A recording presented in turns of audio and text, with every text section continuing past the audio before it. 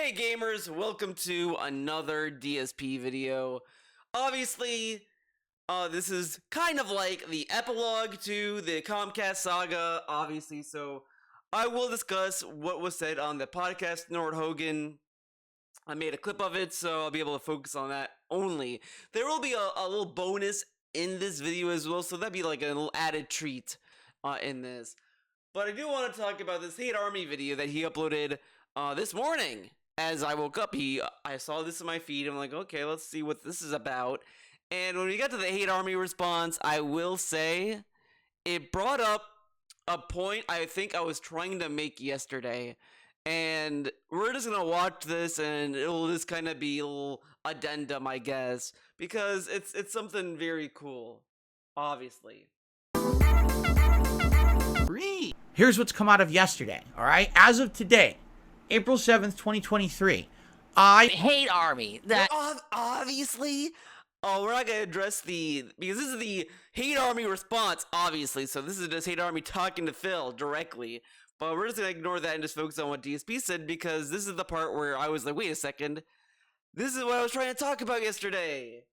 Yes. guy. making this formal statement to the internet. Do not ask me for anything ever again. Look how fucking petty and passive aggressive he is. People were like, my channel's getting shut down. Phil, help! Help! Begging for help from the guy who owns the fucking channel, correct? And this is his response, because people are just saying, like, look, Phil, you're not going about it completely correctly. It was like, whatever. You could say, I mean, you could argue that DSP did all that he could, but I mean, at the same time, he's like a bigger, like, guy compared to these detractor channels, and he keeps talking about how he has direct line to YouTube and all this other stuff. I mean, we don't need to rehash what was going on, but people were just like, look, you know, just try harder, man. Come on, all this stuff, because they were trying to get help, you know, and now, you know, with this whole Comcast stuff, DSP's like, I need help, oh my god. And all this stuff, he wanted everyone to feel bad for him, everyone to like help Phil. Oh, spread the word, guys. You know, all this bullshit in that video, and he wants us to help him. But when we were trying to get help from Phil, he told us to not ask him for anything anymore. Because you will get nothing. And look how excited he was. This is what I mean, that DSP acts like a fucking child. Like, you know, you always, when you're young and a dumbass kid, you always want to sound like you're a fucking badass. Like, yeah, I'm not gonna help you at all. Yeah, you know, that kind of shit. And DSP does this all the time, to the point where it's like, it goes from like, okay, he's being facetious to, no, he genuinely thinks he's being a badass. That kind of stuff. Like, this is stuff that like parents do to their kids to instill a sense of authority over them. And it's like, at least they have a context for that to make sense. But DSP's doing this to like random people on the internet. So it's a little bit more pathetic. You know, because, you know, yeah, a parent should kind of have an authority over their kid, whatever, you know, whatever. And that's fine, but DSP is doing this to like random people on the internet. Just think about that. Nothing from me ever again. Because you are ungrateful. And then he tells us that we're ungrateful. Now, DSP has a streak of actually acting ungrateful about everything. He could get like, you know, 510 members. And then you'll like have the goal move up to 520. Guys, okay, we hit the, no, fuck it. He hits the member goal, great. But the tips are like, $20 out of 50. Okay, guys, we hit the member goal. Guys, now we got the tips to worry about, guys. You know, I really need tips. My day off is coming. But shouldn't you be grateful for the members? Then you can get $50 in tips. Guys, the members! Hello! All this stuff. This dude has actively been ungrateful to his audience all the time. All the time. He takes them for granted. But he is always the first to tell us that we are being ungrateful. Either the trolls or his own fucking fans are ungrateful. He's always the first to tell us this. All the time. He runs at the chance to tell us that we're ungrateful. But God forbid you tell him that when he gets at least something out of his chat, but he wants something else. And you're not looking for truth, and I have no time for your fucking bullshit. We're not looking for truth. But we were asking for him for help. Like, man, this is bringing back old frustrations. Dude, he gets so mad. Like, oh, no one's asking me, man. They ask him for help. Okay, you're not looking for truth, dude. What? Huh? I owe you nothing. He owes us If nothing, you have man. an issue, get a lawyer. And then he tells us to lawyer up. Motherfucker, people were telling him to lawyer up over something he could probably win in court. Because think about it. It is the most, softball lawsuit got thrown at him. Because what is really the judge gonna say? He has proof, right? Correct? And is the judge gonna say, well, Phil, this proof ain't good enough. Bye. Like, I don't know. I mean, the only thing that could probably happen is that it'll either be settled out of court, or it will just be like, or Comcast will just try to argue that, look, we took care of the situation. He reported it and we acted. Whatever. But still, he could probably get something out of a motion to lawyer up. But he decided not to, even though he told us for weeks and weeks. Josh Poems, shouts out, did bring up, and I think it was either Josh or someone else, but I think it was Josh, I'm pretty sure, brought up how many times this fucker brought up lawyer appointments. I have to go to see a lawyer, guys. I have a lawyer appointment. And suddenly, he can't get a lawyer. He can't talk to one. What about the one you're already paying?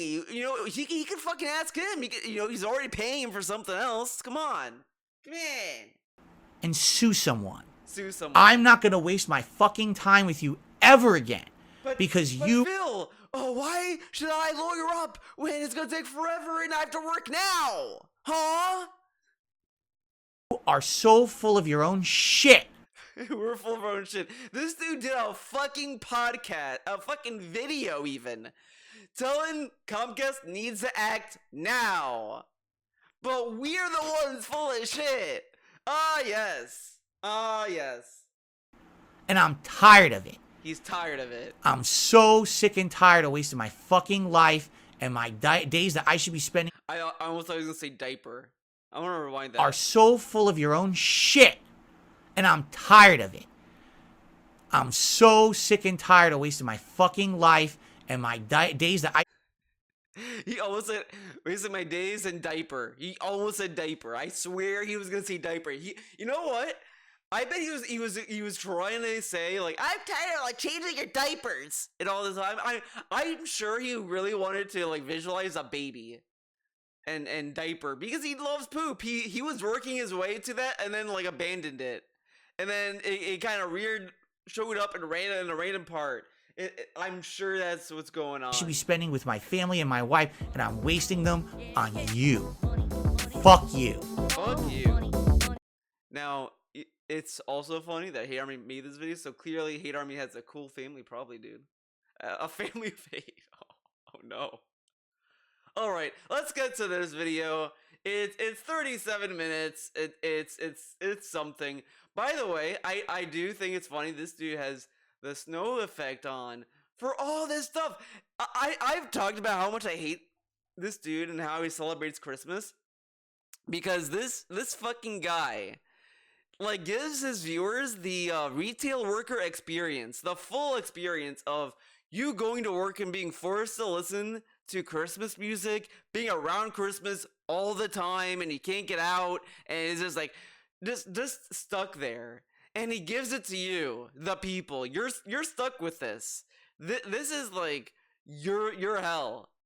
He gives it to you, and he thinks this is rad and cool, but it's so fucking gaudy and awful.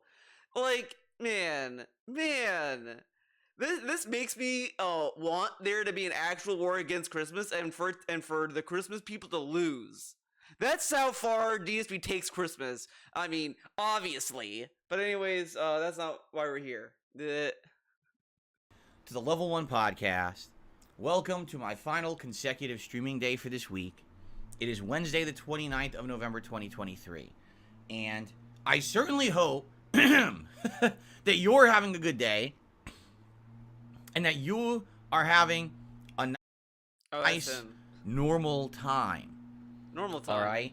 Certainly this week has been quite the opposite for me, for my streams, and everything going on around here.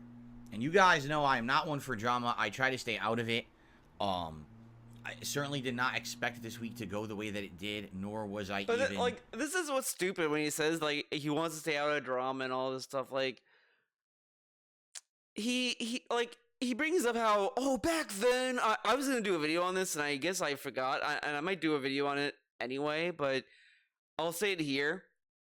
He brings up how, back in the day, I would always yell and make a video and all this stuff. He never did that. That's factually incorrect. Because all of the drama videos that people bring up about DSP's past are literally videos of him complaining about money or saying that there's some kind of emergency, which is why he does these kind of videos. And that's the only drama he was doing back then. The only time he ever did a video that was specifically talking about someone was the Alpha Omega Sin shit. And even then, it was just kind of like a nothing video because he pretty much said if people say something wrong, I'll make a video to debunk them. And then he never did it because he just said it to assert his dominance in a way, you know? So it's just stupid. When he makes it, every time I hear him say this, it's just dude, no one wants to just sit there and be like, let's talk about drama and all this stuff. They only just respond to stuff. Responding to someone saying something about you isn't necessarily drama. You're just responding to someone. It becomes drama when you start to get more emotionally invested in what's going on. I watched the Turkey Tom response that he uploaded recently, and it's Turkey Tom didn't put emotional charge behind what he was saying. He's just saying, look, I just made a video and this is just me responding. I have a right to respond to what you're saying, and that's what this is. It gets more ridiculous if Turkey Tom made a video saying, okay, this guy's a piece of shit, stupid head, and this fucking guy, fuck him, whatever. And it just devolved into that, and then DSP would make a video, and then he would start insulting him like that. That would be kind of drama for the sake of it, but it's just Turkey was just responding to the things he was saying and how ridiculous what he was saying and all this kind of stuff. That's not necessarily being dramatic. That's just responding to statements you're making.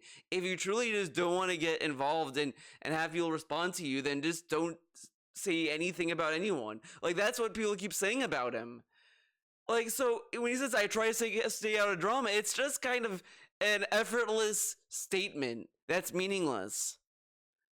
It's really wild to me that you can really describe a lot of his nonsense with words that have less in it, in a way. It's wild.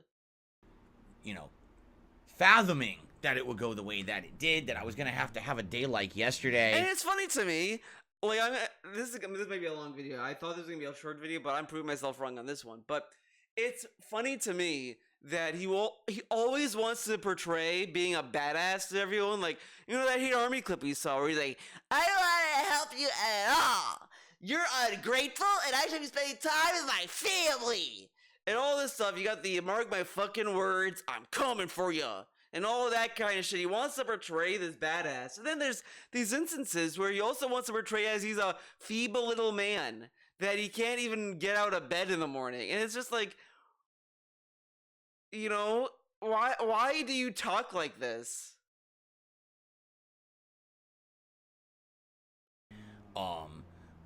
Man. But here we are.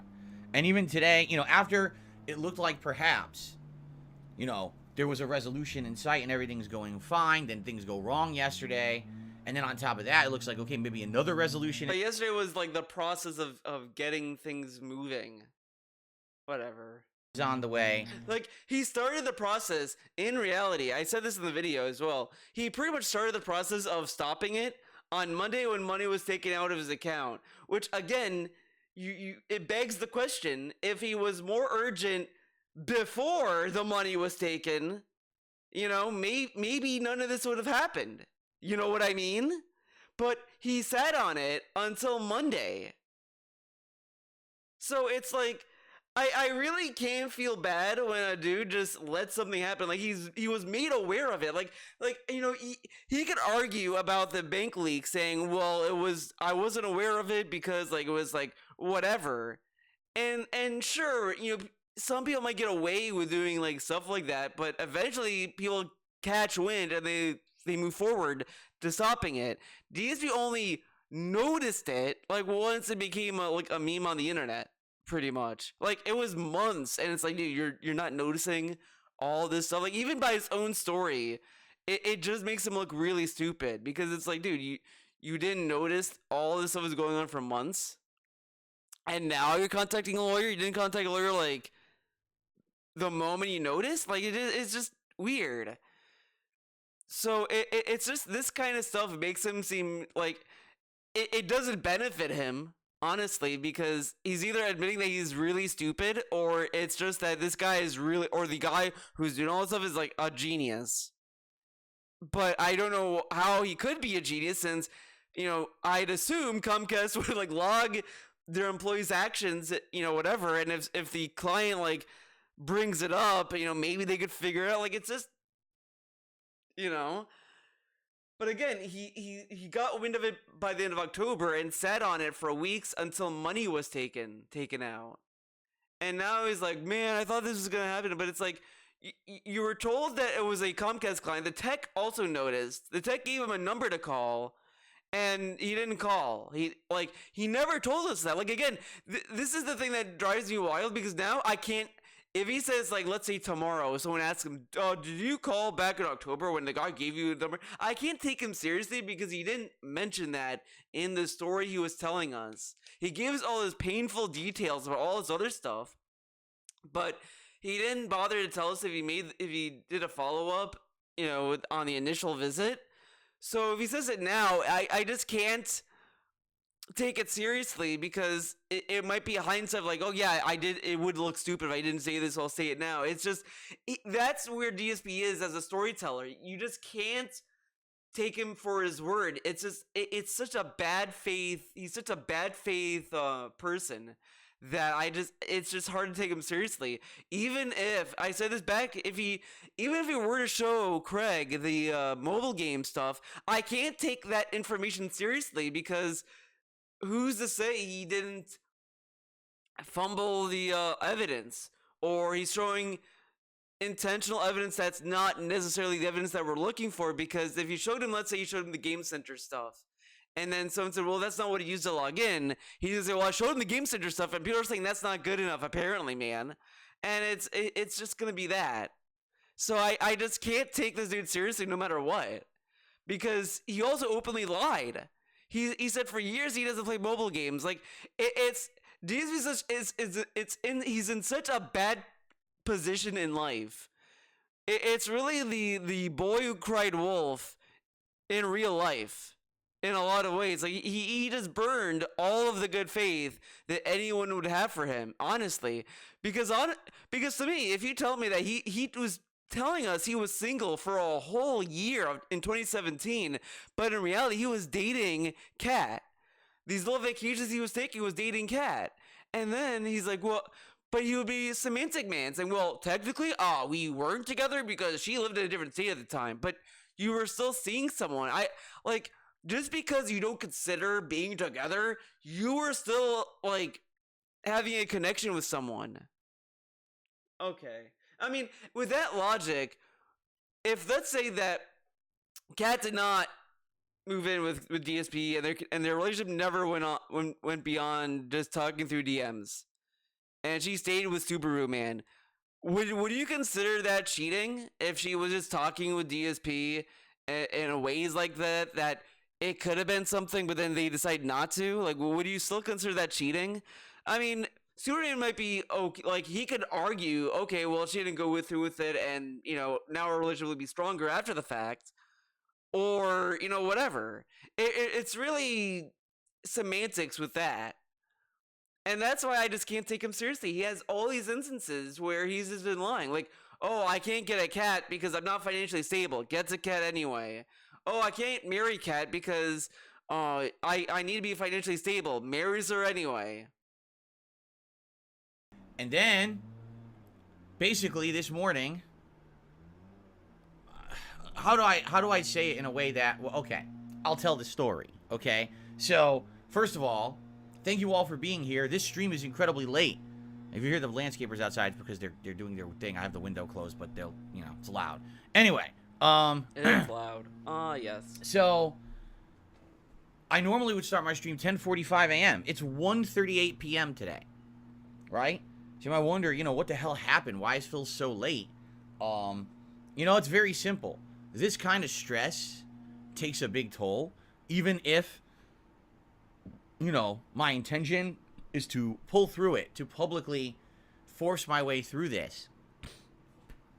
It doesn't mean that mentally that's going to work. You know what I'm saying? Okay.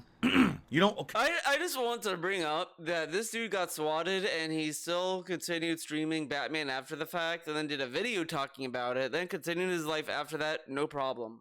Like, swatting is a big deal, and it's not something to really scoff at.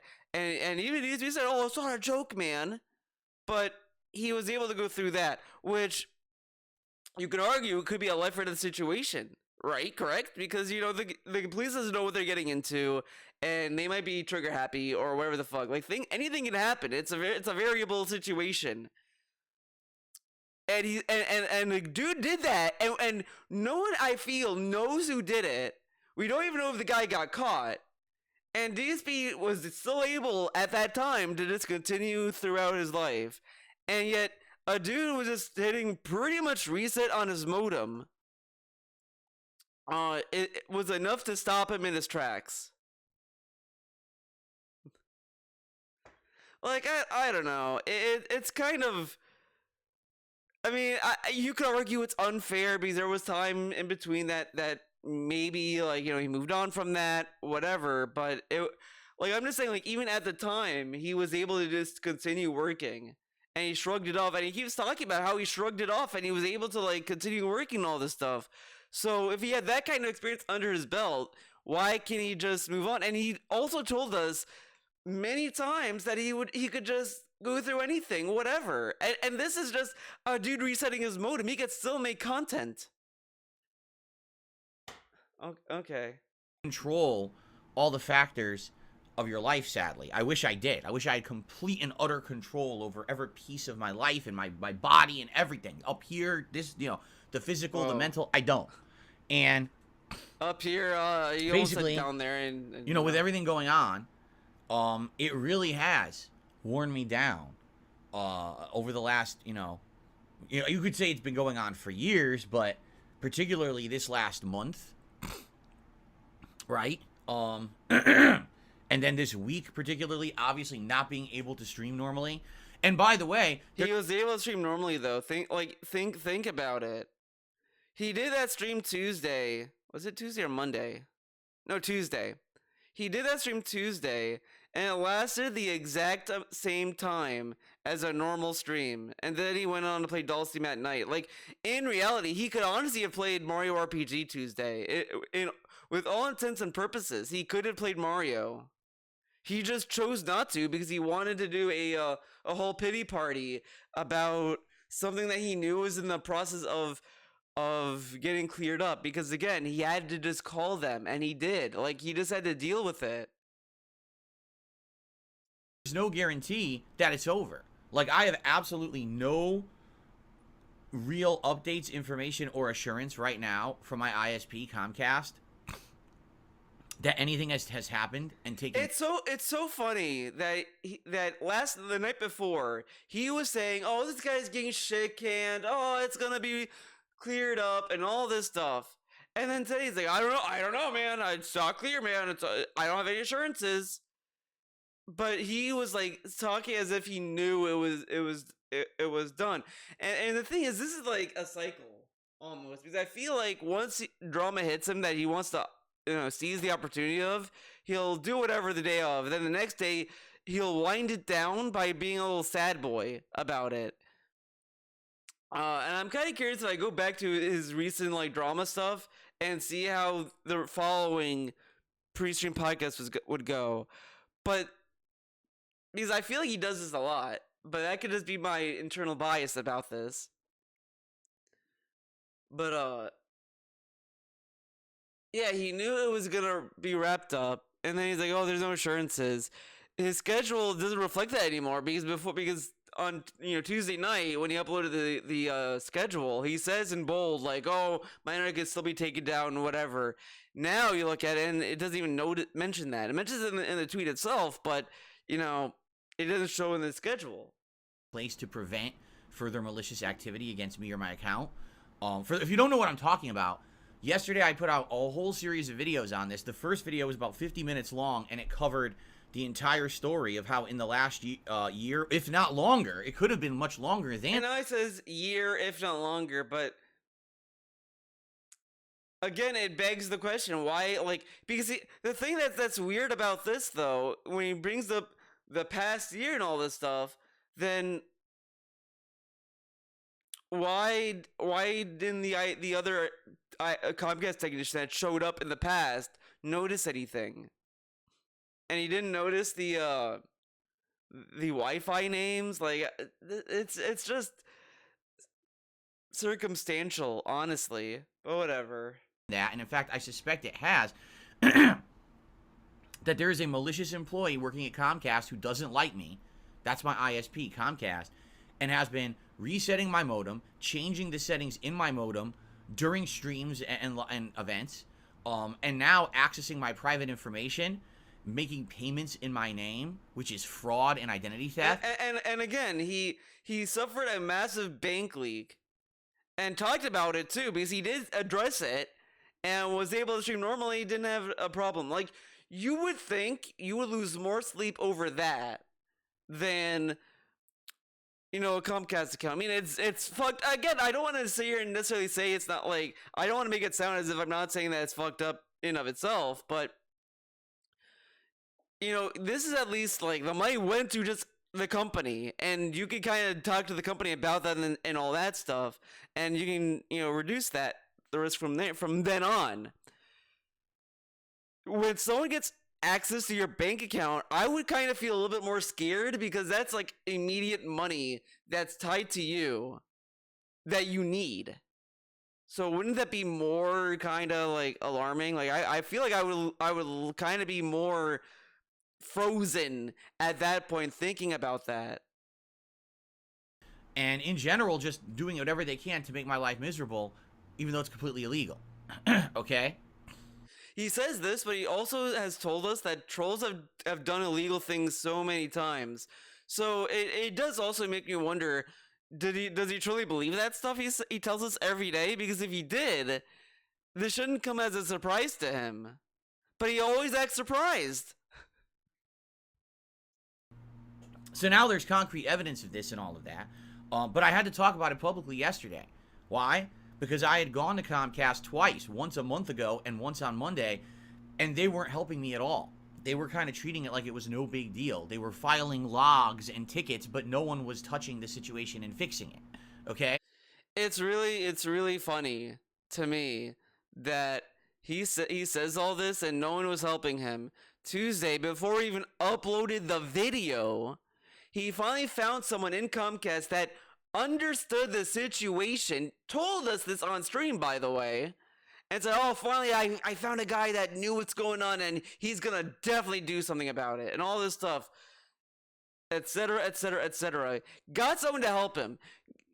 He's gonna get it a little bit later in this video, but he mentions that he got a call from Comcast that he missed. So they did take it seriously. Again, it just seems that he wants help now, and Josh also brought this up, that Comcast told him that it would take them 3 days or so to get back to him, and he was waiting for an immediate action. And to be fair, yeah, this is, it's important to him, obviously, so of course you want naturally for something to happen as fast as possible, but if they tell you it's gonna be 3 days, at least wait 3 days. I mean, you could get like you could try to get more information. But again, as I said in the last video, this should have been something he should have been working for a month ago when he first noticed it. Like, the moment he saw that his modem settings changed, he should have been more active about it and pressure more then, versus, okay, I waited a month, I called them the day before Thanksgiving. As I said, was he wanting them to fire him on a holiday like that? Okay, call him on the day before a holiday, which I don't know what he was expecting that would accomplish. Then wait until the money got taken out from his account to then get very motivated to do stuff. Like, come on. So like, it just sounds like if you just take away the DSP's like emotion out of it, if you look at the thing and you step back and look at it, it just seems things are moving the way that they naturally would, and DSP's just capitalizing on the process because we don't know what's going on, so that's what he's exploiting and making him seem like a victim. I mean, anyone can do this, like, but what benefit is it gonna be to go on stream and be like, guys, I can't believe this happens, because there's been other people that have had more grave emergencies that take the time to do this. They don't complain when it's something that they can just kind of handle, like. Okay. I did this, this thing. I did this stream or whatever. And, in a situation where, I felt powerless. Right now, just so you guys know, I'm streaming.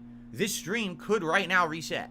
And in which case, if you're watching live, you won't see me. It'll just chop up and end, and I have to restart it manually. I am recording this locally, so this podcast will go live on the channel after the fact, even if the internet goes down.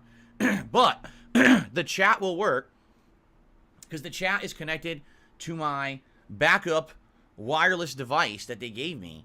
I love that he uses that to get chat when he could also use his phone that's connected to his mobile provider that he pays for, but whatever.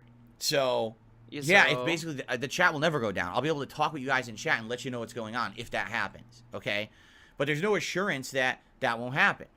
To give you a quick summary of where we ended yesterday, after 4 hours of me doing the stream, talking about the situation, talking about Comcast's, sad ineptitude at trying to handle it, talking about alternatives to Comcast, like other ISPs in my area. Sadly, there are no real alternatives for me to run my business because they're too slow or not dependable.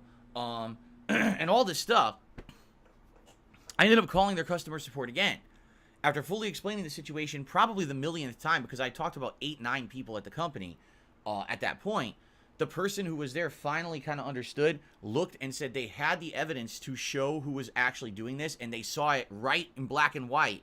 Yes, what I was saying is true. They have. So then he has an assurance because they know, right? They have the proof. They have the evidence. The evidence of it. They're going right to their supervisor. This would be really handled. That's what I was told at the end of yesterday's stream. Okay. So, basically, after that stream, I was able to do a stream last night of Street Fighter, no problems. But the thing is, I never had a problem with late streams. This person, apparently, when they were working, was always day shift. So they would always maliciously mess with my internet during, like, the morning or afternoon. And then I guess when their shift ended, they didn't have the opportunity to do it anymore because I never had a night stream that went down like that or anything like that, okay? But, the way I'm thinking is this guy's going to go out with a blaze of glory, right? If he's going to... And this is why he started late, I feel. I think all this stuff that we're going to get into is all window dressing. Because DSP is a very spiteful little piggy and all this stuff. So he just didn't want to give him the attention. So he was like, I'm not going to stream. I'm not going to give him the satisfaction. And then he was like, you know what?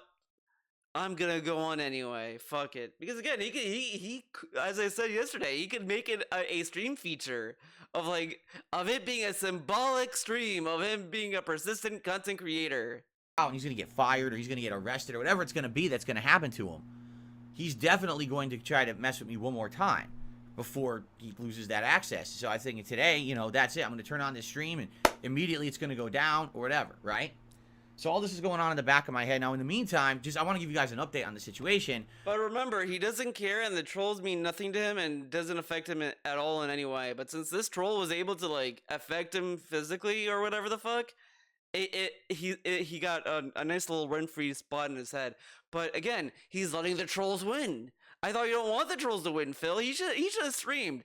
Oh, he's gonna take you down. Well, fuck you, man. I'm gonna keep streaming anyway, and my viewers are gonna like fucking give me tips because in reality, if DSP had a bigger brain, he could have just used it to just like because he can still get money. That's the thing. People like talk about how if the guy blocked PayPal successfully, how it would fuck DSP over. It really wouldn't because all that would happen is that he just can't look at PayPal in on his Wi-Fi. He could still log into it on data and he would still receive the money.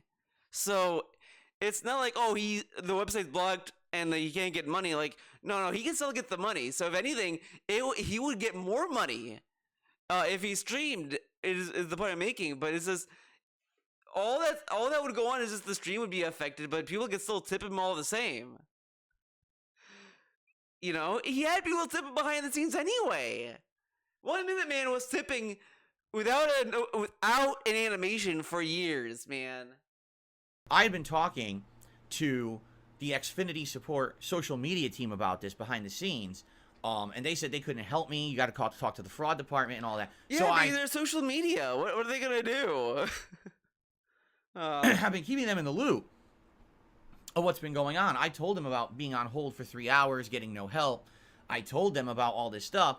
And then yesterday, after I did my 4-hour stream, I sent them... The thing is, this is what's kind of fucked about, like, customer service. I mean, sure, you can say whatever about the people who work there, and I'm sure they're, like, it's not great condition either, but sometimes you do have to, like, kind of yell at them to get anything moving, because sometimes they just talk in circles and it's just like you need something to get done. I kind of talked about my experience with the Greek embassy, and it is just ridiculous what I had to go through to get even just this one thing I needed. It was just I just had to, like, I was like talking because it wasn't clear, because like I had to get a meeting with them to talk about this permanent residency bullshit, because I didn't want to get to do the military obligation because I don't speak Greek, so there's really no point. I live here, so I try to do this the right way. So I'm thinking, okay, I have to go there, physically to meet with them, and I can go over the documents I want to show them, and they can tell me, these are the documents that they need, whatever. So I do that. I go there. I'm in the building, and then they're just like, "Oh, you needed to call. I called your house. Why didn't you pick up?" And it's like, I'm here now. Can you talk here though? I mean, yeah, I'm sorry I didn't pick up, and I didn't know that next time. Sure, I'll do that. Okay, but I was like, I'm here now. I have the documents here with me now. Can I? Like, because I was thinking that I would talk to them and I would show them the documents, and they'd say, "Oh, this is what we need. This is what we don't need," and all this stuff. Because there's this stuff that I'm thinking, like, okay, this could, like, show that I lived here, right? I mean, this should be enough, and all this other shit. But it was just like, no. So I had to, like, beg them pretty much to, like, just take the documents, because they told me that the person I needed to talk to was in the building. I'm like, I'm in the building too. So all that stuff, I leave, and then they call, and then they're like, okay, these aren't the documents we need. Why did you send me these? I'm like, okay.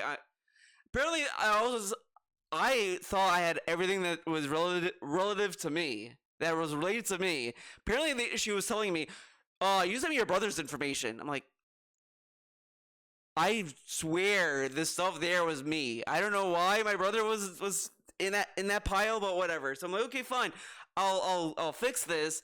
Just whatever. So we talk about that. But then there's this other thing you can kind of do, and I don't necessarily know the full ramifications, because this is actually an easier thing to get. I had to, like, pretty much, but they didn't tell me this. you could get like a certification of military evader or whatever the fuck, which all it entails is that you could be there for like I think 30 days and no longer. Like you have to like you can visit Greece once a year for 30 days. And I'm like, okay, that's fine because I'm only there for like vacation for like a week. So there's really nothing else. So I was like, okay, fine. I'll do this for now. And then if I, get the paperwork I need to get the permanent residency, I'll just do that later down the road. But the embassy never explained that. And it was just so much talking to get them to like discover it too. It was just a mess. And there's stuff on the website that didn't make sense, and it was just a nightmare to deal with. But that's just what you have to do sometimes. You're not gonna get anything done if you just say okay and then hang up the phone. You have to like kind of do a lot of research, and then you have to kind of be like, well, what about this thing? This has less requirements that can get me this certification, so why not we just do this? Oh yeah, we could do that. Okay, bam. It's like you couldn't tell me this, like, it's wild because I was thinking the embassy would know the paperwork and all this other stuff because it's the fucking embassy. I don't know. I don't work there. I don't know the fucking paperwork bullshit. I didn't know half the shit. So I'm like trying to get information, and it was just a nightmare. And the whole time this person was yelling at me as if I did the worst thing imaginable. And then it's like, okay, well, what about the paperwork you don't need? Can I at least come and pick that up? Okay, do you want to mail it? Okay, yeah, okay, we can mail it. Okay, here's my address. Okay, look, you need to come pick it up. It's like, okay, I'll pick it up. Okay, look, we can pick it up this day. Can you come this day? I'm like, okay, I mean, I can pick it up any day. I mean, why does this person need to be there? I don't know, whatever. And then when I get there, it's like a ghost town. It's like, then why did I have to make a specific day to go there if the person that had it wasn't there? Like, you see how like mind-numbing dealing with the Greek embassy can be, and it's like that's just how life is sometimes. You just have to kind of be the squeaky wheel, and it sucks, but that's just how it is sometimes. The link to the first video, the 50-minute video explaining the situation where I talked about it publicly, and all of a sudden, their tone changed. But again, he started the process Monday. He started the process Monday. Tuesday, he did that stream. He calls the person, tells us he finally found someone that knows what's going on, and he thinks it's the video that did it.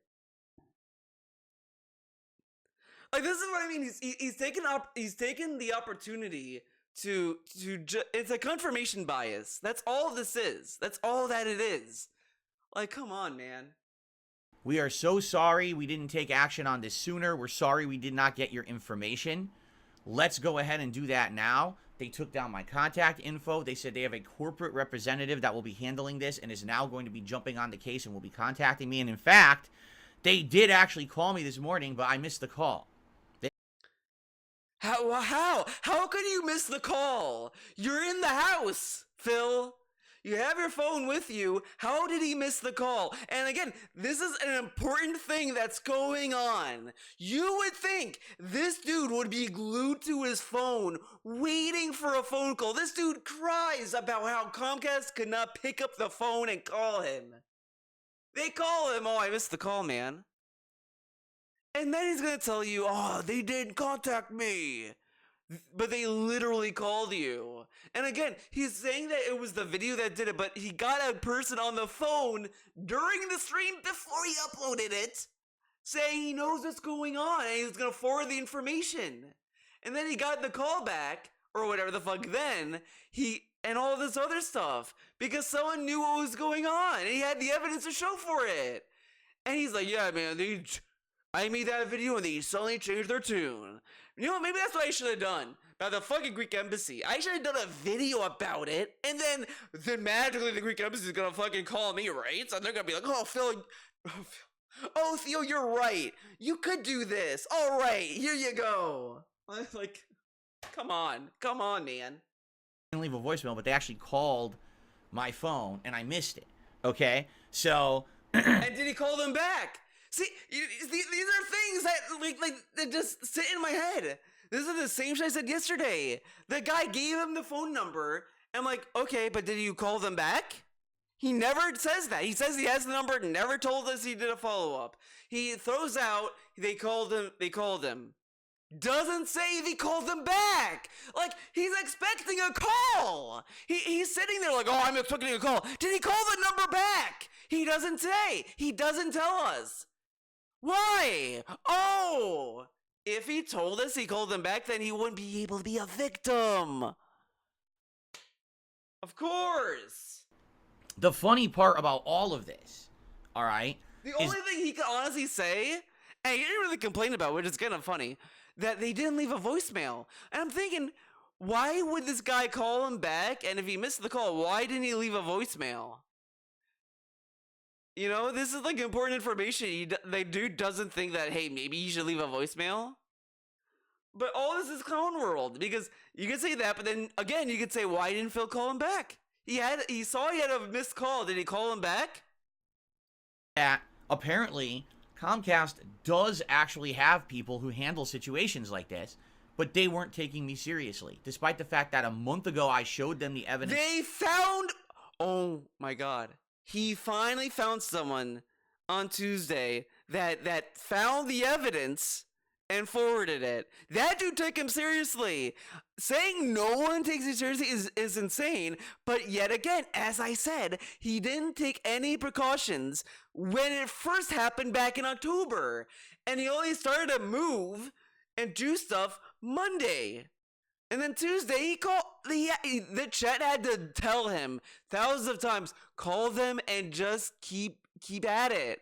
Because again, all these people either just don't want to, like, you know, I don't want to say necessarily they don't want to work, but they're either they just don't know the scope, or they don't know what to believe, or they don't understand. Because if someone is telling you, hey, a dude in Comcast is fucking with me, how you're not gonna believe it immediately. So you're just gonna have to keep pushing, like tell them, look at the logs, look at this, and that's what ended up happening Tuesday, until he found someone that actually did look into it. Like, you have to keep on top of it. Like, again, it's the same thing with the Greek embassy. I sat when I was there, and they were telling me, like, oh, you had to do the phone call and all this stuff. I was sitting there like, look, I'm here now.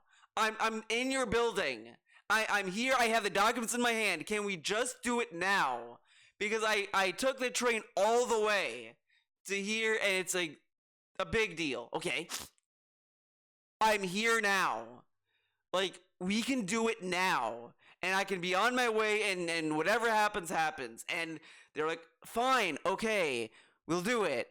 And they did it. And then they said that it was not the right paperwork. So I'm like, okay, you know, fine. And then I was like, well, what about this other thing? You know, it says on your website I could do this. Could I do that? And they're like, yeah, you have everything you need for this. Okay, yeah, we could do that. Okay. And it's like, but if I just sat there and was like, oh, we needed a phone call? Oh, okay. Like, it would be such a burn, because it's like I wasted hours for something I could have done at home. But it's like, you know, look, I'm here now. Like, we could at least do this here. I mean, you know, like, it is what it is. So, I mean, sometimes you just have to, like, keep at it. You can't just take anything for an answer and then say, oh, well, you know, you have to, like, kind of pressure, because this is important stuff. Again, if this is an important thing for Phil to get the internet working, shouldn't he be more persistent in getting help from Comcast by calling them and keep telling them what's going on? Like, come on. That this was happening. They found it in my modem. They ignored it. They mishandled it completely. And then all day Monday, 3 hours. The dude gave him a phone number. And as I said, he only called him, like, the Wednesday before Thanksgiving. Okay. And then he got help, like, after that. Even though he left 3 voicemails, but, like, you know, he did call them again Tuesday. Like, again, what did he do differently about the 3 voicemails he left and the phone call he did on Tuesday? Like, what was it? What happened that was different? hours on phones, putting in tickets and logs. They ignored that too. I had to make a video about it on my YouTube channel in order to get them to take it seriously. That's not right. That's But you found someone, like, how does he know it was the video? Again, he said in the stream he found someone that knew what was going on, and he found the evidence before he even uploaded the video. completely ridiculously unfortunate, and that I hope that they're going to learn a lesson from this. That you can't, not everyone is a YouTuber who has the ability to stream or make a video about a bad situation going on. How is it that if someone maliciously is doing stuff to you, you know, they're not going to help you? It's ridiculous. You should take it of the utmost seriousness. What they say is, oh, your security is of the utmost importance to us. It obviously wasn't. He says this, but DSP has the same false assurances all the time. All the time. Stuff that I was telling them, they weren't doing anything about it. It obviously wasn't, right? Right? So, supposedly, today, this is getting taken care of internally by Comcast. That's what I was told yesterday by their support line, who found the evidence that this really was happening. But there's no guarantee that it's happening immediately. Like I said, right now, at any moment, my internet could go down. And he got a phone call that he missed, and we still, to this day, do not know if he called the number back. I will chat with you guys. The chat's still going to work, and I will continue to record and all of that, okay? And supposedly, this corporate rep will be contacting me, so we'll talk about what's happening in the future. Because let's be honest, this is completely ridiculous. My information is on the internet, but for my account and stuff like that. You know what I mean? It's insane amounts of security breach and privacy breach. So I want to know what they're going to do. I'm curious what they're going to say or offer, like, are there extra security? What are they doing for me now? Because now this has happened. I guess we're going to find out. All right? But that's where we're leaving it for now. But all of this going on, you know, it takes a toll. It does. It makes me feel awful. It makes me feel like shit. And, you know, last night... Poetic. It's very poetic that he's saying all this as he has Christmas decorations up. I went to sleep and kind of felt like, all right, well, you know, hopefully tomorrow things will go all right. All right, and... All right. Hopefully, this is, you know, this will all blow over. So I wake up this morning, and this is the sad part, is that I've told you guys this before, and a lot of people don't take it seriously. They think it's a joke. It's not, okay? I suffer from depression. I don't think people think it's a joke. They just think you don't have it. Because, I mean, he got mad when people told him it was a disorder, and he got really pissed off that it wasn't a disease. Like, it shows how insecure he is. He doesn't want to admit he has a disorder, but whatever. Okay. My whole life, well, I would say I probably got it around the time I was a teenager. My whole life, he got it when he was a teenager. I mean, wouldn't people who are depressed have it their whole life, though? I don't know. Well, whatever. Is when it first kicked in. And every once in a while, it rears its ugly head again. All right? And it never goes away. It's always... It's just wild he says this. And he's trying to make sense of, like, why he started late because of his depression. But he was depressed multiple times. And he never, supposedly, and was still able to stream on time. There in the back of your head. All right? And what happened was, I woke up this morning and I felt like death. And he says it's like the back of his head. I mean, does anyone know where depression sleeps? Saying like, it's back here, man. That's where depression is. It's in the depression cortex of the brain, dude. Like, I didn't want to move. I didn't want to do nothing at all. I just wanted to lay in bed and be left alone. I didn't want to get up. I didn't want to even use the bathroom. I just wanted to sit there, miserable. Okay. Did you want to eat? Okay. So, I did for a while. And let me tell you this, guys. The major difference between me now and me 10 years ago, hell, even 5 years ago, well, if we do the math, it would have been 6 years ago. You know, me as an older YouTuber or an old-time YouTuber from back in the day when I was younger versus now. Thank God I met Kat, because she is the light in my life. She is one of the major reasons every single day why I get up, because I want to see her, I want to be with her. And she basically, after me, like, being in bed for hours, like a lump, not wanting to move, not wanting to do nothing. And by the way, if you wonder what it's like when you're in depression, basically, there's no logical reason that you don't feel good. But this is stupid. See, this part, I can't, like, hang up. I can't let go. Because he tells us that there's no logical reason why you feel bad or whatever. But every time he has this kind of depression, there's always a cause. Oh, I was depressed back in the State of Decay 2 tweet because I couldn't be able to go to the zoo or whatever the fuck. Oh, Comcast bullied me and I couldn't get up. That was my depression. But it's like, these are actual events. Like, it's just, like, maybe it's depressing of what's going on, but it could also just be very stressful. I think that's all it is. Because he's like, oh, I want to be left alone. I mean, okay.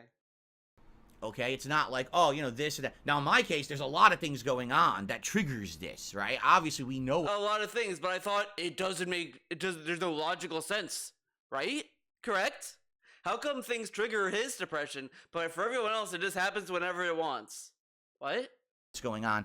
Publicly, you guys know all about what's going on with my business and this online harassment and all of that, but also, you know, there's other stuff going on too behind the scenes, private stuff that you guys don't know about, that I've told you over this year. There's been some serious things that have happened to us that you know, we're dealing with in our own private life, and it adds up. You know what I'm saying?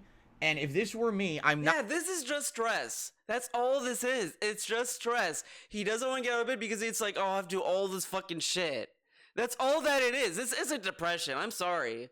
Like, I don't like being that guy that say, oh, you don't have this, you don't have that, or whatever the fuck, because it is kind of shitty to do to someone. But as I said at the beginning of this video, DSP is such a bad faith guy. It's like, I can't take anything he says at face value. It's just impossible. I just factually cannot. Like, he could tell me that, like, you know, Kat is pregnant, and I wouldn't believe him. I just wouldn't believe him. Like, all this stuff he says, it's hard to take seriously. There's only some cases I can take seriously from him, but it's very specific situations. And even then, it's like, yeah, I could see him lying about it. You know, whatever. So I can't take this I'm depressed stuff that seriously, because every instance where he talks about it, it's just clown world. It's complete clown world. Like, he says that his depression made a bad tweet. Like, are you fucking serious? And then, after that, he doubled down on the tweet anyway, and mocked people who got mad about it. But I thought it was your depression, Phil. So, like, every time he talks about it, it says it's hard to take seriously. And he makes offhanded jokes, and it's like, the Street Fighter thing, I do feel people kind of blew it out of proportion to a degree, but it's like, people are gonna do that when you're such a piece of shit anyway.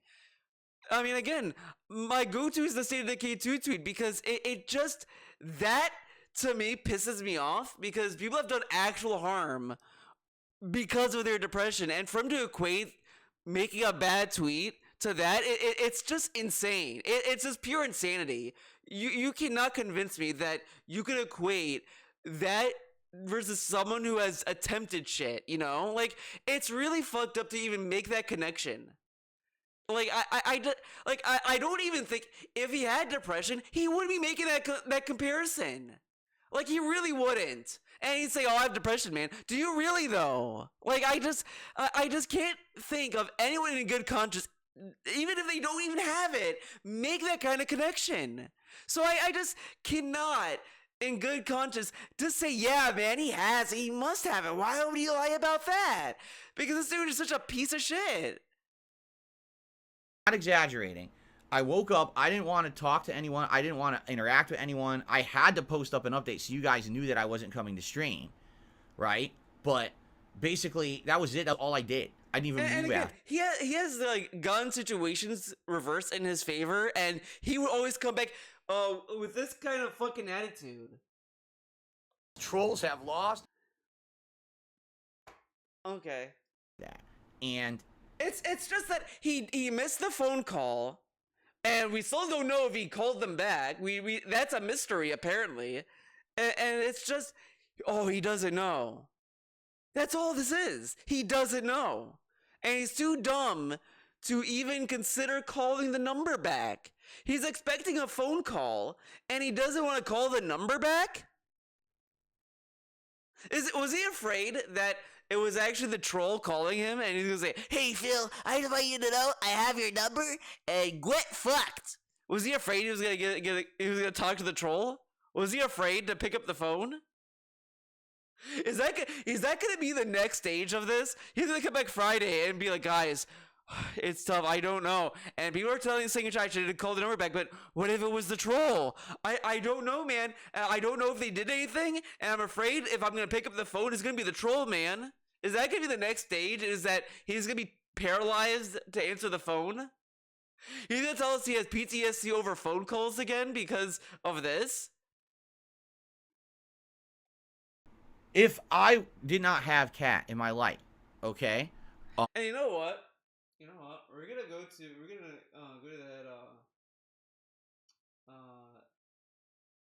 DSP side scroll words. I'm gonna try to find that clip. That little part.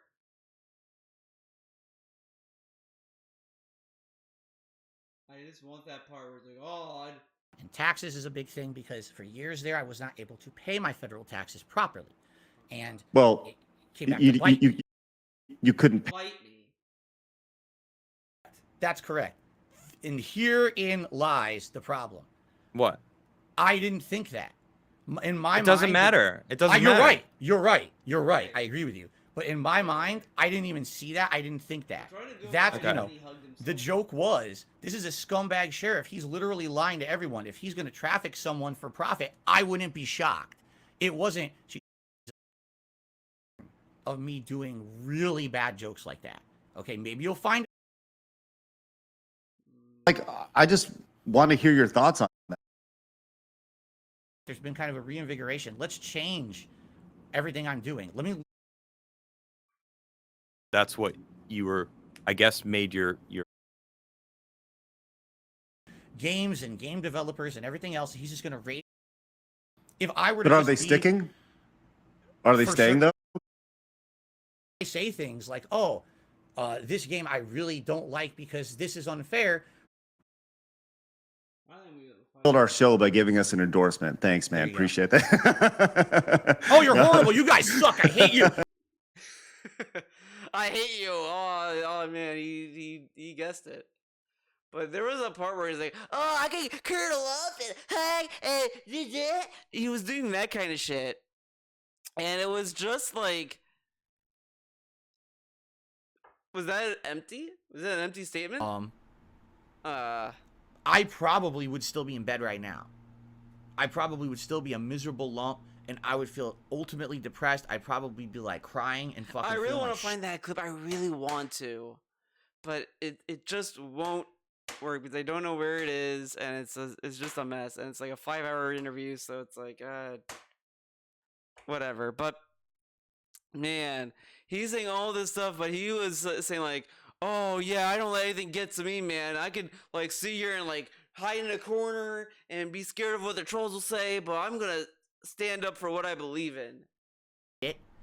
And just hating everything, hating life, hating myself, hating everything. Because that's what depression really is that it's a self, what do they call? Not replicating, it's a self-feeding cycle. It's so cool when someone does this, talking about depression. Like, I mean, I know what he's trying to do, but it's just like out of context. And you just know he's talking about depression, he just does this. It's like, wow, man. That's the best way to say it. It's a self-feeding cycle, right? You feel miserable, so then you do things as a result of feeling miserable.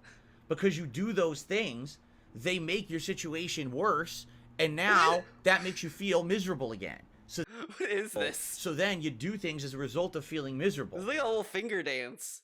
Not replicating. It's a self-feeding cycle. That's the best way to say it. It's a self-feeding cycle, right? You feel miserable, so then you do things as a result of feeling miserable. Because you do those things, they make your situation worse, and now that makes you feel miserable again. So, But what? If you just listen to what he said, how does that apply to what's going on to him? It's stuff outside his control. So like, did he like, I don't know, did he snap at Kat? Did he say like, Kat, you're a doo-doo head? And she's just like, Phil, I can't believe you said that to me. And then he's like, oh fuck, that's my depression. I don't know. then you do the things that make the situation worse, that make you feel miserable again. It's an endless cycle like this, okay? So it never improves until you get you get something to pull you out of it.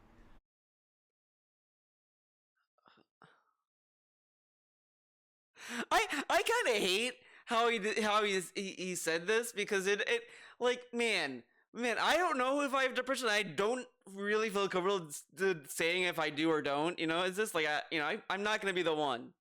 You know what I mean? But it's like, man, I kind of don't believe that you can that you need someone to pull you out of it to like get over depression, because I feel like I've seen people who have it, or at least say stuff saying like, oh, it's been hard to get through it. Some people have to get medication, some people get therapy, some people have all this stuff that they seek out to get help. I don't think, but him saying you have to sit around until something pulls you out is like not a solution, and I don't think depressed people think like that either. It's a lot more like stuff that there's a lot more layers to it, and it's far. I feel that it's far more tricky than just waiting for someone to pull you out of it. I kind of feel it's kind of sus that this dude would tell people to find a girlfriend pretty much to get through depression. Like, that's not a solution. Like, it can help, but at the same time, like, like, what kind of solution is that, though? Like, it's just... And, thank God. And how like, his talking about depression, and it's like a serious moment, he's just like, yeah, and, yeah. You're discussing something very serious about depression, and you're just getting yourself distracted and just waddling around saying, yeah, and, yeah. That I have Kat, because she was like, are you all right? What's, this is ridiculous. What's going on? Or are you all right? I mean, Phil, like, a dude is like targeting you from Comcast, and you had to deal with it. Are you okay? What's going on? I mean, Kat, put 2 and 2 together for once. Come on. Come on. And she got me, she got me to get up. She got me to move around, shower, and I have coffee. Did she help you take a shower too? Did she get inside the shower with you and like help you? Like, this is so stupid. It's just so obvious he's laying in bed, stressed out, and she's like, okay, Phil, it's getting kind of late. Time to move your butt because I have to make the bed. I guarantee that's what it was. That's what got him. She was like, I need to make the bed. I need to go to work, Phil. I need to go to work. You need to get out of bed. Come on. All right, you know what? All right. Wait, what? Ridiculous. What's going on? And she got me, she got me to get up. She got me to move around, shower, and I have coffee, had a bagel. All right, you know what? If he was depressed, though, wouldn't it take a little more effort to get him to eat? Because a lot of people who are depressed, at least from like what I understand of it, is that they lose their appetite. They just don't feel like eating, and they will go on a long time to just not eat. Like, you can't just say, get up, Phil, come on, time to wake up. Wakey, eggs and bakey. All right, I'm gonna get moving again. That's it. We gotta go.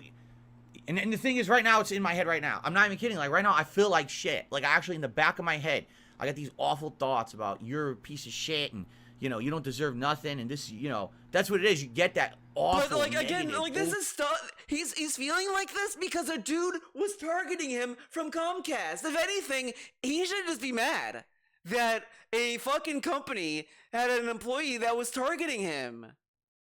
Like, it's ridiculous. And it's just, instead, it's like, I'm just gonna have a pity party instead. Like, come on, man. Overbearing feeling of doom and gloom for no logical reason. No logical reason. This dude was targeted by an employee. Like, you don't think that would at least do some kind of bearing on your fucking mental health to know that someone in a company you spend money on was targeting you? Like, you don't think that would at least cause some kind of like little like thing in your mind, like, this is really fucked up, and you know, I can't fucking believe this. Like, this is fucking stupid. Like, why is it this, instead of being channeled on that, it's just like, I'm an idiot, man. I can't believe it. I don't deserve anything. So then you agree with the dude that was targeting you, but even though you said that it should have happened and all this other stuff, like, it's just weird. And the thing is, like, he had other instances. A dude swatted him and it was like, yeah, these people are fucked up. If you did this is how you don't play, you fucking try to get me killed, man. And all this other shit. But this, oh man, a dude was resetting my modem. And then took money to pay my bills. And I was able to remedy. Like, come on, man. Come on now, dog. Like, I know this thing that happened with Comcast obviously is completely wrong. It never should have happened. It's a crime. Even if someone doesn't like me, there's a difference between trolling someone or making fun of them on the internet or actually committing crimes against them, which is what's happened to me, right? So Right. I know that in my head, but that's not what depression does. It doesn't care. It doesn't give a shit about logic. And then he acts as if depression is like some like monster that lives inside that is sentient. A sentient monster. It's a troll. He's doing troll videos inside DSP's head the whole time. That's what it is. He has like an inner Tevin telling him he's a dum-dum, dude. What it is, it's emotion. It's deep, unflinchable emotion. Okay? What? And it sucks when it hits. So But this literally was triggered by an event by Comcast. Because you're telling me, if this didn't happen, you would wake up late and do the stream an hour late, regardless? I don't know, man. And how come, right? He tells us that, you know, I might be depressed and I might take it out on you guys, blah blah blah, like all this stuff. Like, he gets stressed out before and just takes it out on his chat, but he's never remorseful about it. He never apologizes. Like, meaningfully. He just says it in advance, like a fucking, like, I'm just gonna beat the shit out of you, you just have to take it, okay, sorry. And then, like, he just says deal with it, and then he bans him. But now it's like, oh, man, whatever. thank God. Because here I am, I'm supposed to be getting up today, motivating myself to do a stream. I was going to play Super Mario RPG, and even if the internet went out, I was going to push forward anyway. I was going to record it locally, so it didn't matter if the internet went down because it's a single-player game anyway. And I can't even get out of fucking bed now because of all this shit, right? No, it's just, he wanted to be a little victim, because it's just obvious to me. He just wanted to cancel, because he even said, I don't know when I'll stream again. And probably in hopes that it's going to throw the troll off, and he wouldn't attack him. That's all that happened. Like, this dude just wants to be a victim. Just wants to be a victim. It's terrible. It's shitty. It sucks. Okay? So, yeah, that's what happened this morning. But eventually, thanks to my wife, here I am. All right? So it's very late. It's 1:52 p.m.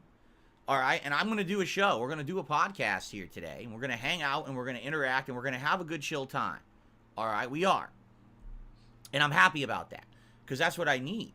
I need normalcy. I need things going well and just being smooth and no bullshit. If the internet goes out, fuck it. I'll still go anyway. And I can chat with you guys. The chat will continue to work. If you see the stream go down, I could still talk with you in the chat. Okay? So there you go, right? So Right. that's what we're doing. And hopefully this is the end of it. Maybe they did internally take care of it, right? Maybe they did. Maybe that's why right now the internet's not going down. I don't know. You know, I'll be honest, that was another factor in my head, is I don't even want to go on stream because I don't want to give this guy any more attention. I don't want to give him the satisfaction, right? That he'll be able to. But what if you not streaming was the satisfaction though?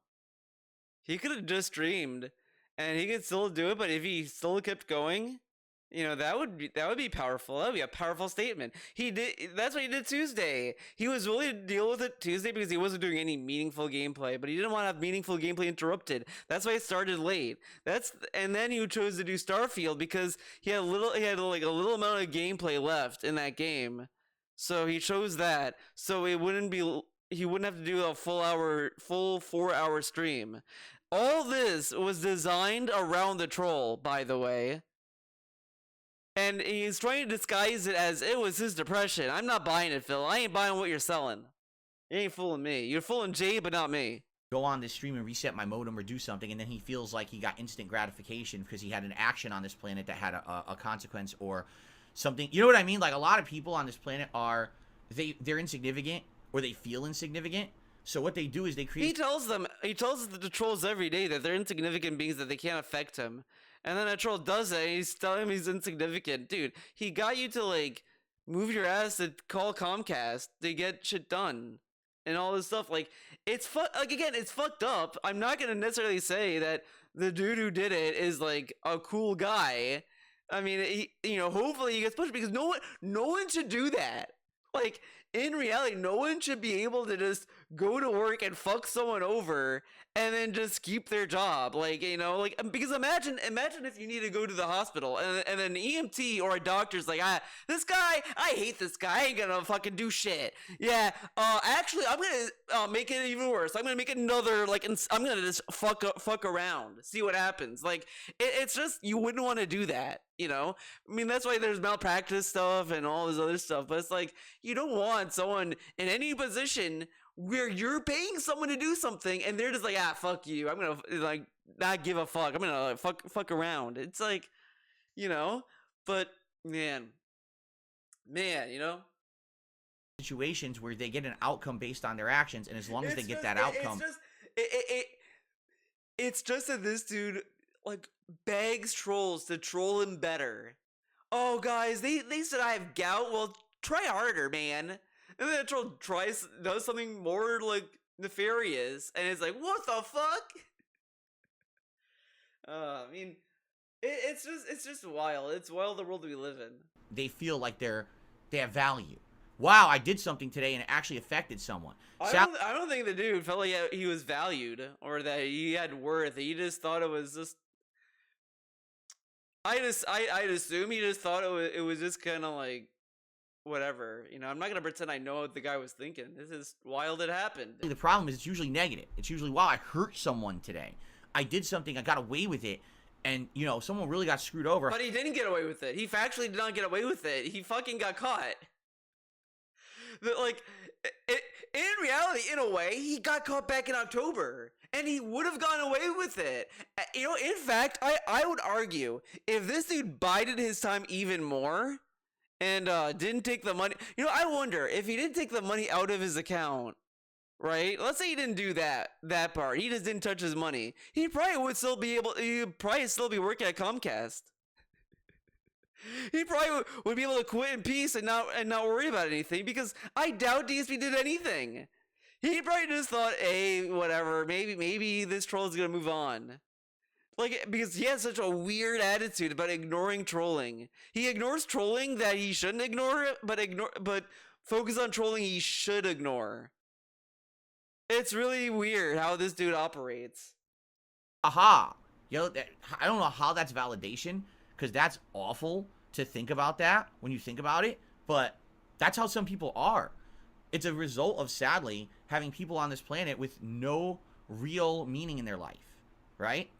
But on the other end of the spectrum, you could also just realize there are criminals in society. Like, not everyone is a law-abiding citizen. Like, he's acting as if, like, there's no crime.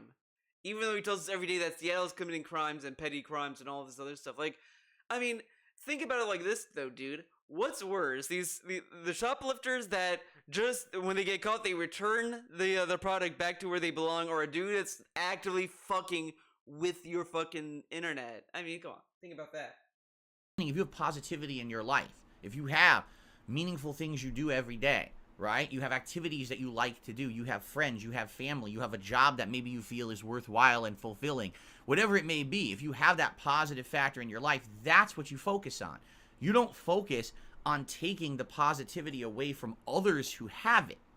But that's how a lot of people are on planet Earth. And that's sad. It's really messed up. And I feel like it's a major problem that's going to get worse and worse now with the internet being such a factor and so much power of anonymity and people being able to do things to each other remotely. It's just going to get worse and worse.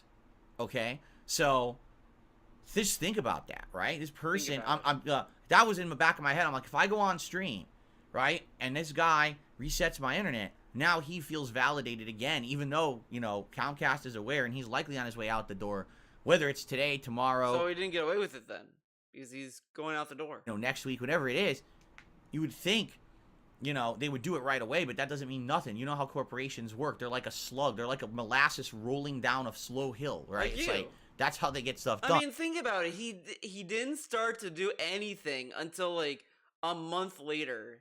Even if like you want to say, well, he started stuff like the Wednesday before Thanksgiving. It took him that long to make that phone call, and he was on his day off. Like, that's how important it was to him that he didn't want to do it preemptively when it first happened. He waited until like a month later to do it. Like that kind of says a lot. So really, like, I just was thinking this in the back of my head. It was another reason why I was like, I don't want to go on stream today. I don't want to do it. I don't even want to go on stream today, right? So anyway, all that being said, here I am, just very, very late. And I apologize for that. Obviously, that was not my intention. I wanted to be here on time. I wanted to hang out with all of you. I wanted to put meaningful content out and be positive. And it's hard. It's absolutely positively hard to do that with all the shit going on in my life. And this is just one of the many things, but it's just the thing you know about today, right? And it's like, here we go. The next thing. And you know, it's funny because some people even say to me, how do you get through this? Like, this is crazy stuff that happens to you. So how do you manage to get through it? I hate to say it, but when you get to a point when so much has happened, okay, you basically get to a point where you're desensitized to it. So think about. And then he has to describe what desensitized mean. But this is also stupid because he literally stayed in bed over this. And it takes such like a resonance in his head. And he's saying like, oh yeah, I'm just desensitized to it. Are you? If you were, then you would be able to stream on time, right? Correct? It this way. The first time you ever saw a really gory horror movie, right? Where someone gets like brutally attacked and, you know, and hurt. The first time you see it, you're like, oh God, that's awful. You're like, oh my God, it can actually affect you really badly. And then the third time it happens, you're like, all right. And then when you've seen Friday the 13th part 72, where, you know, he's ripping people's limbs off and shoving it up their nostrils, you're kind of desensitized to it. You don't feel anything much anymore because you've seen it a million times. But again, how did he not feel anything? He felt his depression when the fucking internet shit was going on. He stayed in bed. Like, this is why I can't take him seriously. Come on. I kid you not. I wish that this were a joke I'm about to tell you right now. It is not. This is not the first time that someone has done something like this to me. Dude, this dude was swatted. Swatted. You know, the thing where the police show up?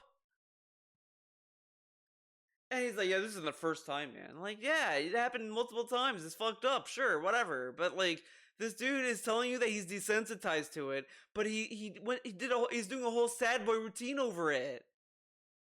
This is not the second time that someone has done something like this to me. This is the third time in the time that I've been a YouTuber that someone has done something like this to me. That they maliciously got control of something they should not have control of, and they took money away from me, or they did something that was not authorized, or you know what I mean? This is the third time. So yeah, And then if you go back to when it happened, he said, "They have that kind of power." What? I can't believe this happened. Oh my god! But he's desensitized, guys. He's desensitized. for the first time, I'd probably be absolutely. And you know what? You know what's even funnier though was like, wait, no, I'm just trying to think back. Never mind, because he didn't know it was someone Comcast in that video, but he was saying like, "Oh, I can't believe he had that kind of power and all this other stuff." Like he was kind of surprised, and he's acting as if he was desensitized to it. Come on. freaking out. But number 3, you kind of don't feel that. You know what I mean? Like, so that's the deal, you know? And it sucks that this is just a fact of life for me now, you know? I mean, you might say, well, is it ever going to get better? I don't know, because here's the thing. I have done as much as I feel like I can, and I am still trying on a daily basis to improve myself and to be a better. Gonna get better? I mean, he literally got a dude like in trouble for doing something he shouldn't be doing. So you could probably argue, I don't think anyone's gonna, try again. Especially in this economy. But like, shit just happens. It's kind of fucked up. Like I remember I was I was just walking somewhere, and I was hearing these people behind me saying like, yeah, like their mother got scammed, and like lost their entire life savings because a scammer got to them, and that just happens. That shit does happen. It's fucked up that it happens, but it still happens. You don't think that people like fall for phone scams, but it does happen to people. I get phone calls here sometimes saying, "Oi, Grandpa, this is Billy, and like I need money." And it's like, yeah, this dude is a fucking scammer, whatever. And I hang up. And sometimes I kind of wish I get that one call again, and I could be like, "Oh, you need money, Billy? Oh, how much?" And then they say like, "Oh, I need like a lot of money or whatever." It's like, "Oh, well." Looks like you need to fill out some job applications, huh? I heard, actually, I would give him the chance to become a YouTuber. I'd be like, you should make a YouTube channel and just upload there. You can make bank, man. Think about that. And then it's like, no, but I need money now. It's like, well, then go to the bank and then just say you want a loan. Come on, there's solutions. But anyways, that's beside the point. I mean, shit just happens. Crimes happen. I had a friend who, said he got mugged. I think he got mugged. This is like years and years ago, so I'm not like really up and up on that story. But he got mugged at a park, and it was that night. It was like fucked up. Shit just happens. Shit happens to people all the time. My mom was in France one year, and she got people were trying to like pickpocket from her purse, and she was like, "Oh shit, I got like some money stolen." Luckily, I think it was just cash, so it wasn't anything like super dangerous, but it was still like fucked up. And when she told me that, I was like, "Holy shit!" Like, damn, that is kind of like fucked up. I was like, "Are you okay? Like, did anything happen?" And I was like, "No, they just kind of." It was well what happened, but I was like, "Oh shit!" Like, it was just like they ran up and they just kind of like distracted them with all these questions, and then like they just kind of took away, which is like what a lot of people do to do that kind of shit, is they try to get you like not paying attention to your other things. So it's like kind of fucked up, but shit happens. And he's like, I can't believe you live in a world like this. I mean, that's just how it is, man. It's fucked up, man. You know what I mean? Person. I understand that I am flawed. I understand. But it has nothing to do with like when bad shit happens. It doesn't always have to do with how you are, DSP. Like he thinks that all this stuff is like the dude who did this at Comcast did it because DSP is a bad guy. Like, I don't like, to a degree, if someone's doing that, I'd probably say like I wouldn't say who you are necessarily is what like attracts it. It's just this dude reacts funny. You went to Kiwi Farms and said like, "Oh, I didn't do this for attention. I just did this because Phil's a bad guy, man." And it's like, come on, man. You went to fucking Kiwi Farms. If this is how you truly feel, you should have said nothing then, right? Like, it's just kind of goofy. I make mistakes, right? I fly off the cuff. I have rage. I have anger issues sometimes. Sometimes I'm disrespectful to a fan or a viewer. Sometimes I'm just outright disrespectful to a troll, which I think they deserve, but obviously I should be If you think you disrespect a troll, then you wouldn't feel that they deserve it. Like, come on. better than that, right? I should be better than that. Like, I want to hear this again. I have anger issues sometimes. Sometimes I'm Sometimes. disrespectful to a fan or a viewer. But the thing is, he does nothing to change that. Like, that's my issue with DSP, is that he's aware of these shortcomings, but he does really nothing to address it. Lavinia was just giving him advice about his mini PC, saying it does have a fan, and DSP was like, this is the shadowed portion. You should have said something about the in the mini PC portion, idiot. And then like the next day, he's talking about the mini PC. Lavinia talks about the thing during the mini PC because she was told to talk about it during that segment, and then it was yelled, "You should have talked about it in the shout segment. Why are you trying to get my attention now, idiot?" Like, you don't think that maybe you're wrong in that situation? No, he didn't even feel like he should have apologized. And this is why DSP is an opportunistic little piggy. He only is apologetic. He only feels this way because something bad happened to him. Like, objectively bad. Like, something that people can say, yeah, this is fucked up, happened. He's like, yeah, man, like, I shouldn't have done that. But when the actual thing comes and happens, he doesn't address it. Like, again, he says how he knows he made risky humor and people get offended by racial humor and all this stuff. When people talked about the sheriff joke, about how it's offensive, he didn't really take the time to really ask himself, wait, I didn't think it was that bad, but this guy thinks it's bad. Oh, okay, you know what? Look, I didn't think it was that bad of a joke, but I am sorry. I guess I shouldn't have said that joke. I just didn't think it was that offensive. Okay, my bad, sorry, and move on. If people don't accept that apology or whatever, that's on them, and that's whatever. Not everyone has to accept your apology because you apologize. Like, I can say sorry to 1,000 people all I want. That doesn't mean they all have to say, "Oh, okay, Phil." Okay, Theo, we accept your apology. Like, it just, that's not how it is. No one is owed to accept your apology. But if you mean it, then that's all that matters. But he doesn't mean his apologies. His apologies are fucking trash. You look at, and again, the State of Decay 2 tweet. He attacks people. He says it was his depression. He apologizes for it. Months pass. Oh, these people got butthurt over my fucking tweet, and I had to apologize to these fucking people because I actually exposed them for the fucking shills they are. Does that sound like he was apologetic when it happened? Did it sound like depression and he felt bad about it then? No.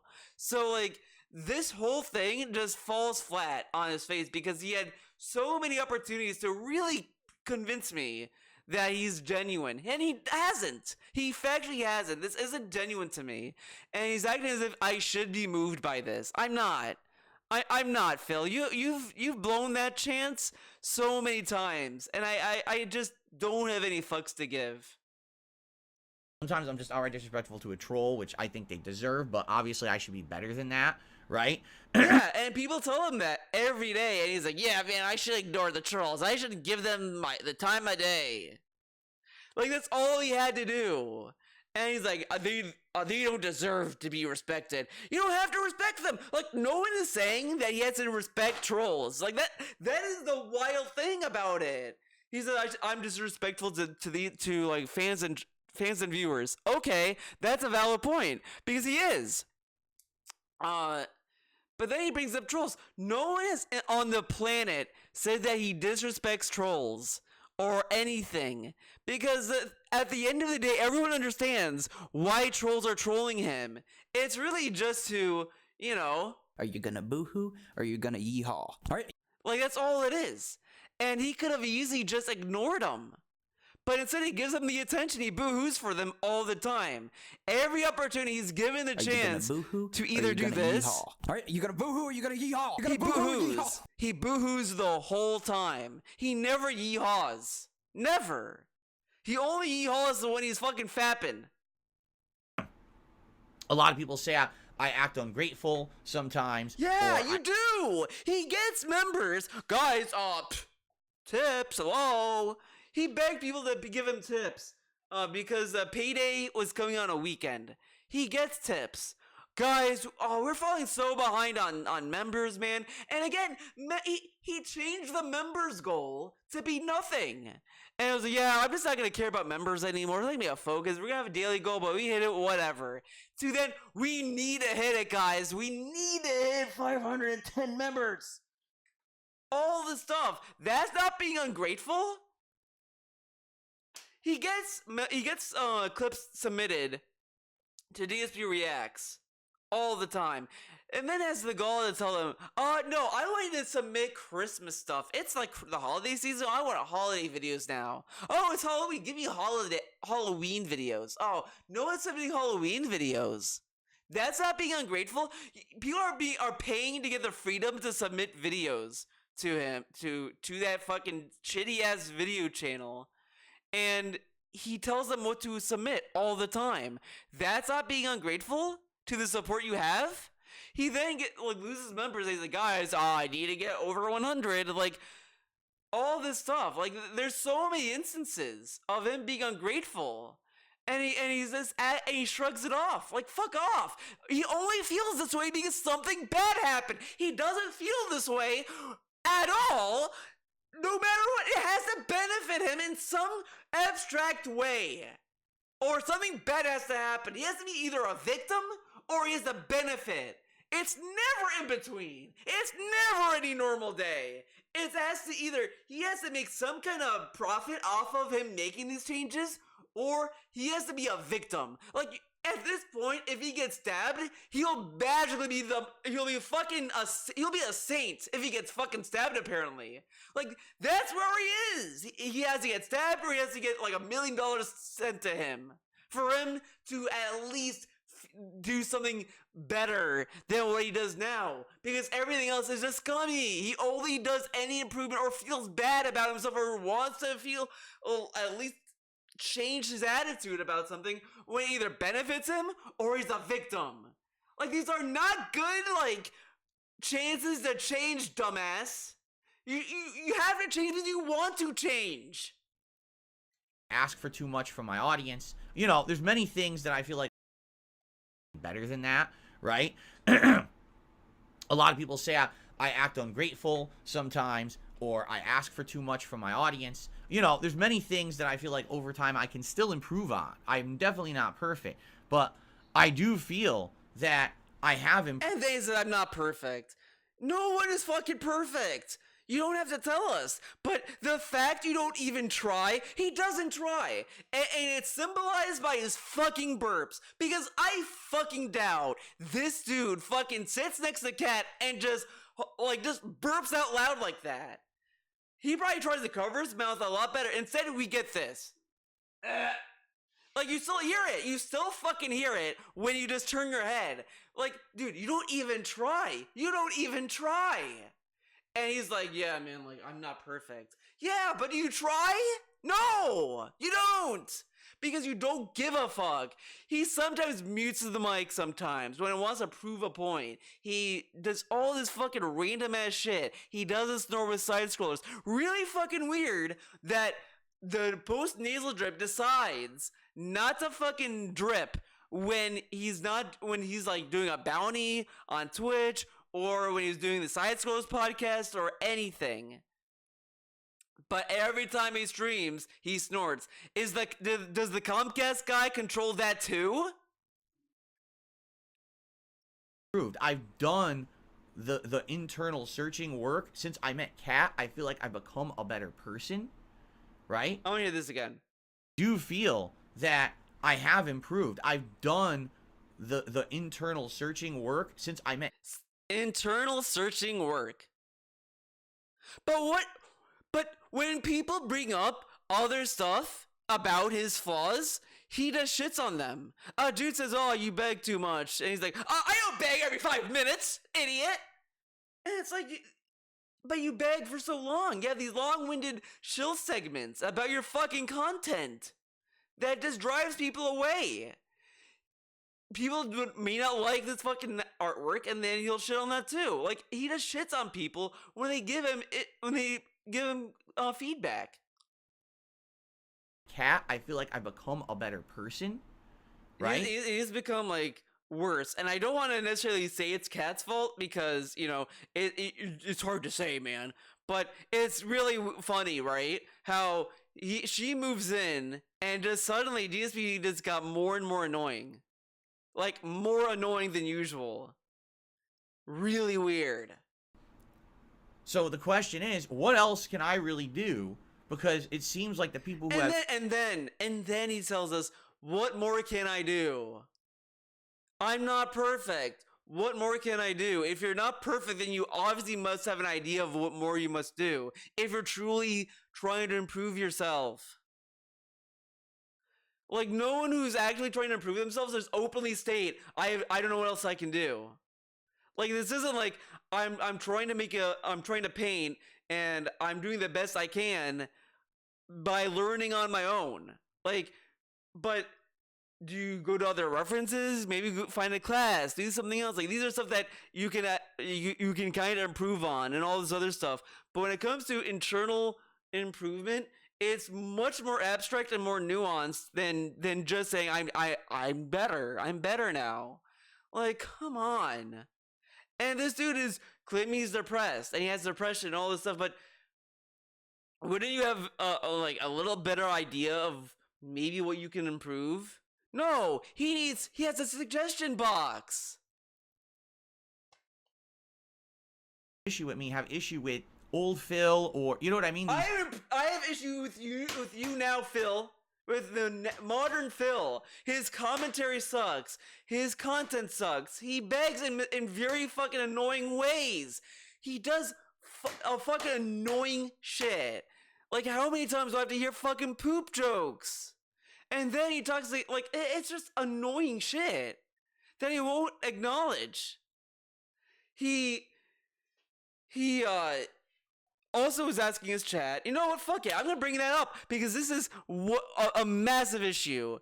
He sat on a fucking podcast and said, guys, I can't afford RoboCop and Mario RPG, what should I do? And people were telling him, oh, maybe you shouldn't play Mario RPG, you should play RoboCop. RoboCop's $60, I don't want to buy that. And he kind of pigeonholed them all into wanting Mario RPG because he was going to play that anyway. That whole podcast was asking for advice and ended with doing what he wanted to do, and it was meaningless. He had the answer in front of him and just sat there the whole time. People were telling him, do multiplayer streams on day streams. No. He does that for only Call of Duty, not Street Fighter, but will act as if he did that for all multiplayer games. No, you don't do that for Street Fighter. Why is Street Fighter only relegated for night streams? He doesn't do anything at all interesting. People tell him, oh, play this indie game. No, I need to be a millionaire. He has Game Pass. People tell him, oh, why don't you pick up a random game on Game Pass and play that? No one will care.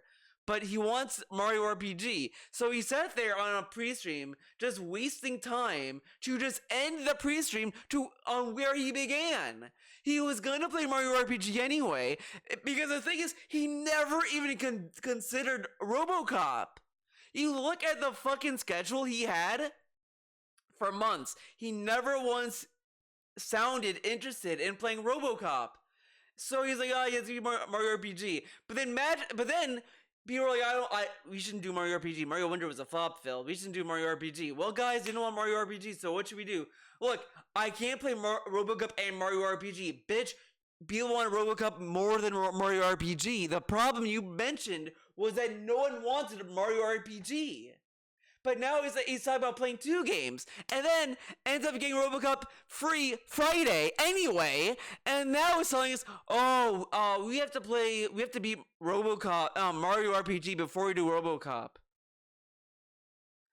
This fucker said he wanted to alternate between Mario RPG and RoboCop, and then that became, we gotta beat Mario RPG before we did RoboCop. And people are saying, well, he beat Starfield. Does that mean RoboCop? No, that means fucking the Avatar game that no one cares about. No one actively cares about Avatar. And he's teasing RoboCop next year. This dude is a fucking clown. And he's like, I don't know what else to do, man. I don't know what else to do. Maybe just shut up. Shut up about half these nonsense problems and figure stuff out on your own, like a big boy. These weird oddball things that become these obsessions for them, and because it seems like the people who have issue with me have issue with old Phil, or you know what I mean, these weird oddball things. Or it's oddball things. You see how he fucking discredits that? He's like, oh, people have issue with the past me or oddball things. Motherfucker, you said you're not perfect. You don't know why people don't like you. Then, when people have something you don't like about you, oh, it's oddball things. And he keeps painting trolls as if they're insane, fringe people. I mean, this is stupid. Because any fandom, anything, anywhere, there's no such thing as a fandom that doesn't have a toxic fan base. I am sorry. The only you can only talk about experience, and I agree to some degree, because I've kind of like visually seen that Gravity Rush fan base. I have not seen any drama from Gravity Rush fans. I have seen drama from Guilty Gear. I have seen drama from Street Fighter, Skullgirls, Final Fantasy, Persona, all this shit. But it's just fan bases. There's always fringes anyway. If you're gonna paint the trolls as being insane fringe people, you can see the same fucking shit about his fans too. Because humanity is not perfect and it's all fucking out there because you don't know anyone. Like, it's hard to know, like, how anyone is on the other side of the fucking screen. And he's saying, like, yeah, man, the trolls are fucking insane. They have oddball obsessions about this. Does that sound like a fair fucking critique about the fucking people who dislike him? And this is what he said. We're gonna slowly, as days pass, he's gonna start lumping the fucking trolls with Comcast guy. And you think that's fucking fair? Because if anyone said that about DSP fans, because Vidar was that. Vidar made all these threats on fucking Kiwi Farm, started shit. If you look at how the great doxing of the DSP forum started, it was because Vidar was starting shit on Kiwi Farms. But, oh, when you say, oh, Vidar is crazy, oh, that's not representative of my fans, why are you holding us accountable for that? But he holds all the trolls accountable for everyone in the troll community.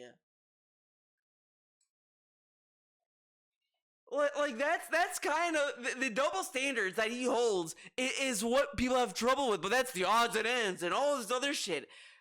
And that's what gets under my skin sometimes when he does shit like this, because why should I take him seriously? This is why I don't, like, as fucked up as the Comcast shit is, I don't feel bad for him for dealing with it, because this dude's a piece of shit. Like, I could say, yeah, it's fucked up and I don't, like, condone it, but this dude is such a piece of shit, and he would always consider the trolls insane anyway. So why should I care? We're gonna be lumped in with Comcast Man within a week. Why should I give a fuck? Why should I give a fuck? That guy's gonna get fired. He's gonna get fired because that's how companies should operate. Like, anyone with an objection with a fucking brain can understand. Yeah, this dude's probably gonna lose his job and might ruin his career after that. That's what's gonna happen. But this dude is such a piece of shit that he's just gonna use it to his own advantage anyway. So what? Like, come on. That become these obsessions for them, and that's why they don't like me. But it has nothing to do with me or my content or anything I put out on the internet. It's just these weird obsessive circles of hate and weirdness. Weirdness, yeah, man. But again, like, how can you say that about anyone? You're talking about, he's saying about trolls who have criticisms about him are weird. They have weird hatred for him. But are you understanding the hatred? Are you looking at some of the people? Like, of course, if you look at some people, they might have some, like, really oddball opinions. And that's whatever. But there are people who also have good opinions, but he only wants people who say like, Phil is cool and he's nice and he has a happy family. But I think Phil, he needs to, say something nice once in a while. I think his content can be better. It just needs to have him wear a sweater. Like, that's the criticism he wants. But if someone says, oh, well, I think he begs too much. Like, a dude said that, and he's like, I don't beg for all this time. I beg, like, the pre-stream, and then, during a break, and then at the end of the stream. Like, 3 times. But he doesn't understand the intensity of each beg, and even, like, that doesn't really matter, because people understand how to contribute. He said on a night stream, the last night during the Yakuza Like a Dragon Gaiden stream, that, you guys on the night stream, you know how to support. But the day stream doesn't know how to support? Like, he talks to his own viewers like they're fucking idiots the whole time. He over-explains a lot of stuff. He explains what produce is. He rambles. People tell him his podcast is too long. He says, well, other people have it longer, so shut up. He doesn't understand when you have a fucking podcast where you're just doing this, it's not entertaining. Doing constant scheduled segments every day is not entertaining. Having corny ass lines to enter a segment is entertaining. Like, it's all garbage. And you tell him that, and he'll just say it's stupid and you're wrong and people love it. He does not take the chance to actively critically read the criticism that they're given, and when he does, it's only to dissect it and demolish it. It's never to, like, utilize or do anything. Which, as I said before, if you know what you want to do with your show, then why are you asking for feedback, dumbass? If you know that if you like what your podcast is, then why are you reading a fucking comment that's telling you that they don't like how you run your show? You could say, look, I like how it is, I like these segments, and I like the length. I don't want to do anything earlier, whatever. But you can't throw that out when you're asking for help. And then you get it, and then you're like, this isn't good help. He has shat on every single suggestion. Every suggestion box has been negative. And he's like, well, I don't know how you feel, I hate you, man. Like, shut up. That's the thing. There's a difference between, okay, it's like hatred against someone because they did something really vile, right?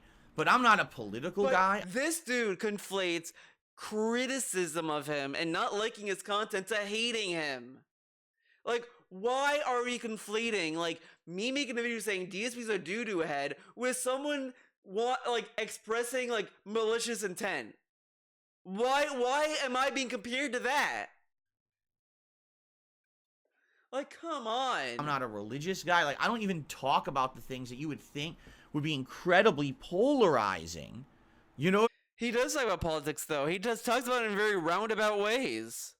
But whatever. Like, it's just whatever. I mean, I just don't get it. I don't understand, like, because will it ever get better? I want it to get better. I want it to the nonsense to really stop at this point, because it's to the point where it's getting dangerous, you know, this stuff. And you have to hope, right? You have to hope that it will get better, all right? But I don't know if it will, because I'm not controlling it anymore. These actions that are happening to me are not a direct result of me doing something heinous, right? It wasn't like last week I went on stream and I had a racist tirade against people. I love that he has to be a racist for us to, like, have a mobilized hate campaign against him. But it could just be how you behave.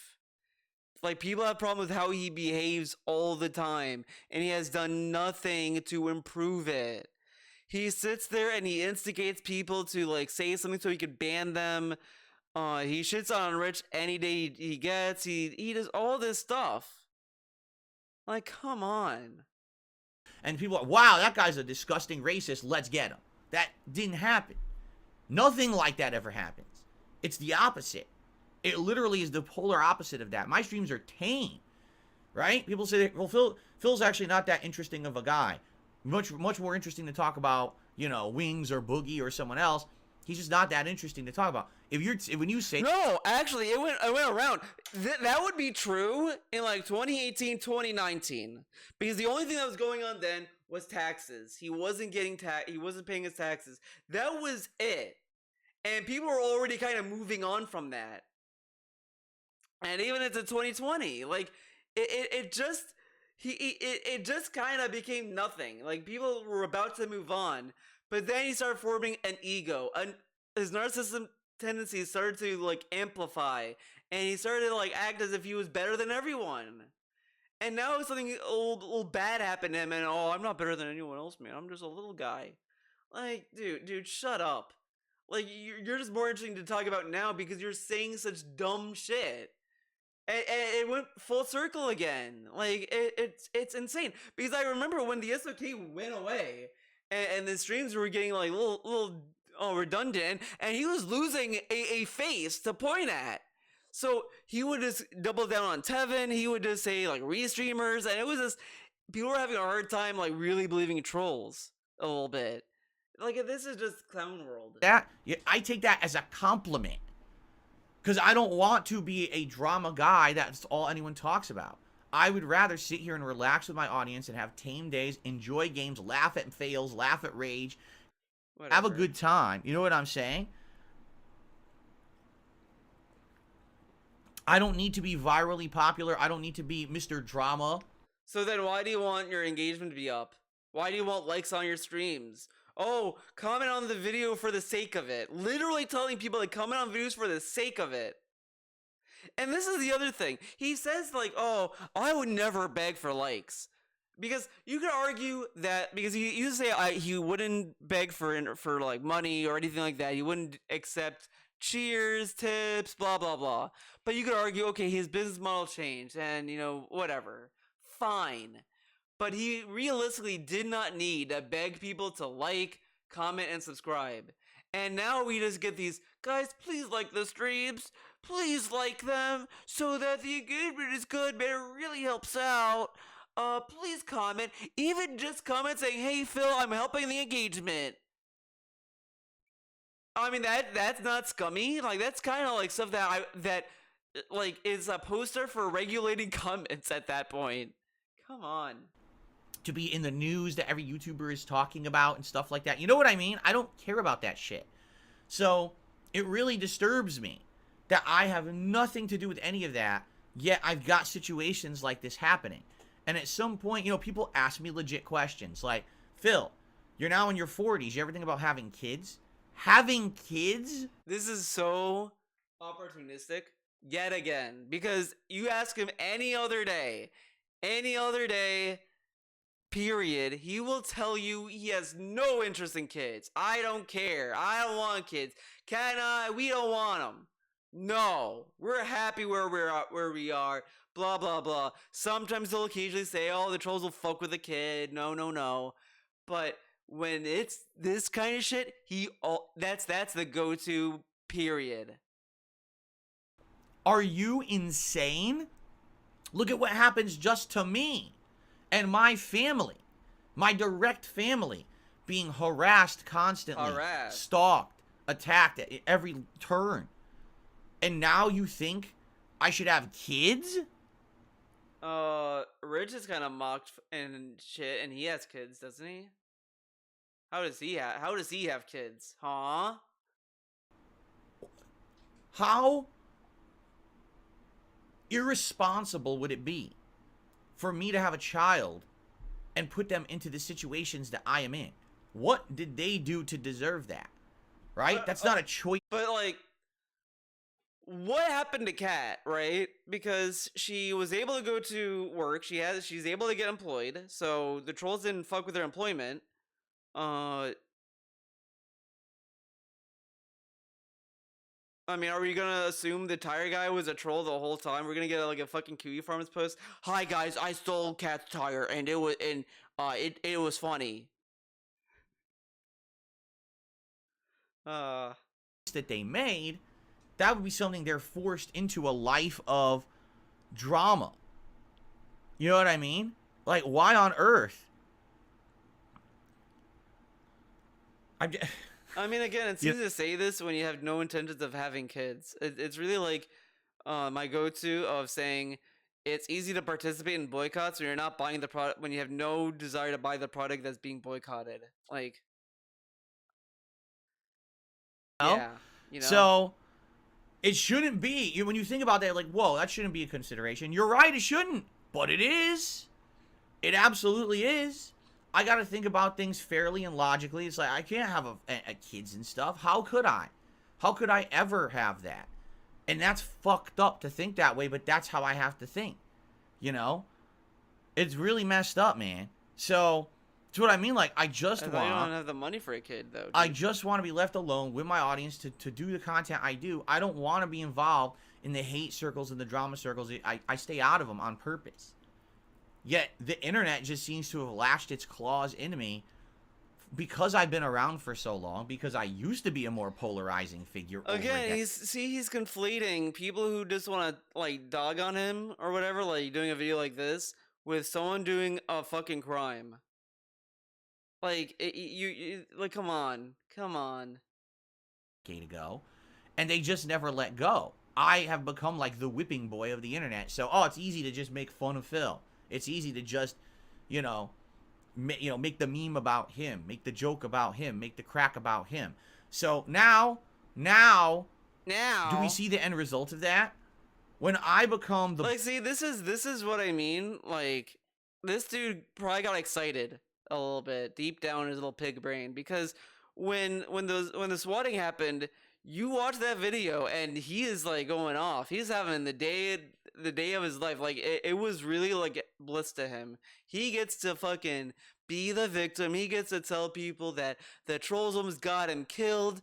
Dude, think about that. It's so fucked up. And it's like, and who's gonna say it isn't? Like, that's the thing. Who's gonna say this isn't fucked up? That's where we're at. He knows. DSP knows that no one is gonna refute that this is fucked up. That someone worked at Comcast and did this specifically to target him. Like, no one is gonna say it's not fucked up or anything. He knows that, so he feels safe in saying this whole thing. But factually, worse stuff has happened to him, to the point where this isn't even like on the radar. Like, it's funny. Like, a lot of people are talking about like the worst DSP gaming moments that happened this year, and they're saying that this is number 2. Like, if this happened to him in like 2014, let's say, this would be number 1. But this is number 2. Number 1 is probably gonna be that side scrollers thing, because that just fucking wrecked his credibility like pretty badly, and it just ruined him like a lot. So, I mean, the fact that this can't even compete with that says a lot. It says a lot. Because, again, worse stuff has happened. His channel got deleted temporarily. Like, that is also wild to think about. That a fucking YouTube error with Google Plus caused a channel that had, like, hundreds of thousands of videos to just go away. And what if he never got help for that? Because arguably, I would say it's probably harder to get YouTube to do anything versus Comcast, because this is a thing that can factually be traced, and you can actually call someone and get into like contact. YouTube, I feel, is harder to like get any form of contact. Like, there are people who have lost their channels and they can't get them back. Like, even with the troll stuff that's going on, I think Elite's initial channel, his very first channel, he can't get back. And it's like, there were videos on that channel that are lost to time. All this stuff's is gone. Same with Tevin. Like, the original Almighty Tevin stream channel, there's a video where he talked about the Batman Arkham Knight video. I was trying to find it. It's gone. I can't watch it. And it's like, damn. So fucked up shit has happened to this guy, and this was something that he was able to reverse. It's still fucked up, as I said, but so much has happened to this guy that it just can't compete. It just can't. And he's here just running to tell you, oh yeah, look at me, I'm Mr. Victim. Like, he's reveling in it because he knows he can. Out of every joke, even though I'm not doing anything that's wrong or polarizing, I'm not even pissing anyone off.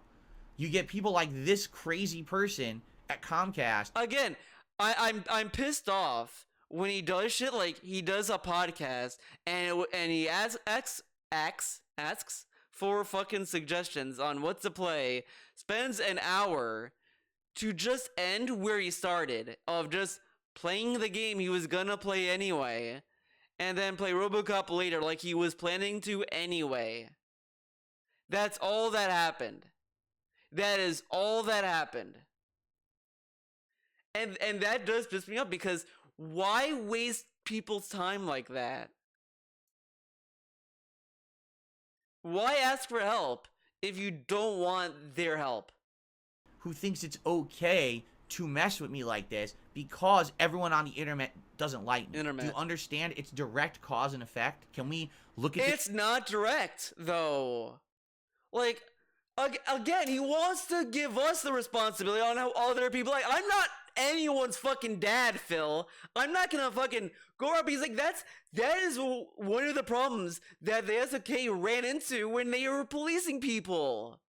They were doing, like, a lot of fucking fucked up shit, and people don't want to do that again because it's fucking lame and stupid. And he's telling us that we should police ourselves. We should be aware that our actions may do something else. But if we have that thought, we can say that about anything.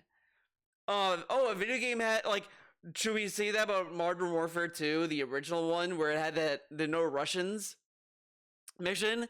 Oh, because that could get someone to do this or do that. Like, it's, I mean, you could argue, well, like, the thing is, when people talk about, like, YouTube videos and how it leads to toxic behavior, it really depends on a lot of factors. Because, like, as I said before, I don't blame, like, Keem or negative videos that would cause someone to commit suicide. Like, any of these drama videos that would cause someone to commit suicide. It's not the videos themselves that caused it.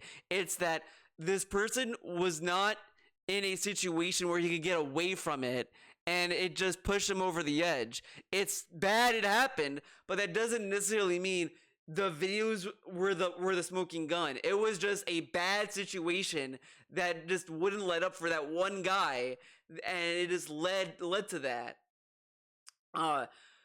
So I can't really say that, oh, the troll videos validated the Comcast guy to do this, or that we should be responsible for that, because I'm not saying anything that should entice people to do that. Like, I can, and when it happens to him, when something he does entices someone else to do something on his behalf that's fucked up, he just says, I rebuke you. Oh, it's not my fault. I'm not the one who did it, man. And that Hate Army clip where he says, I don't want your help anymore. Let's go do it again. I think I can easily find it because, dude, it's like a brand new Hate Army video.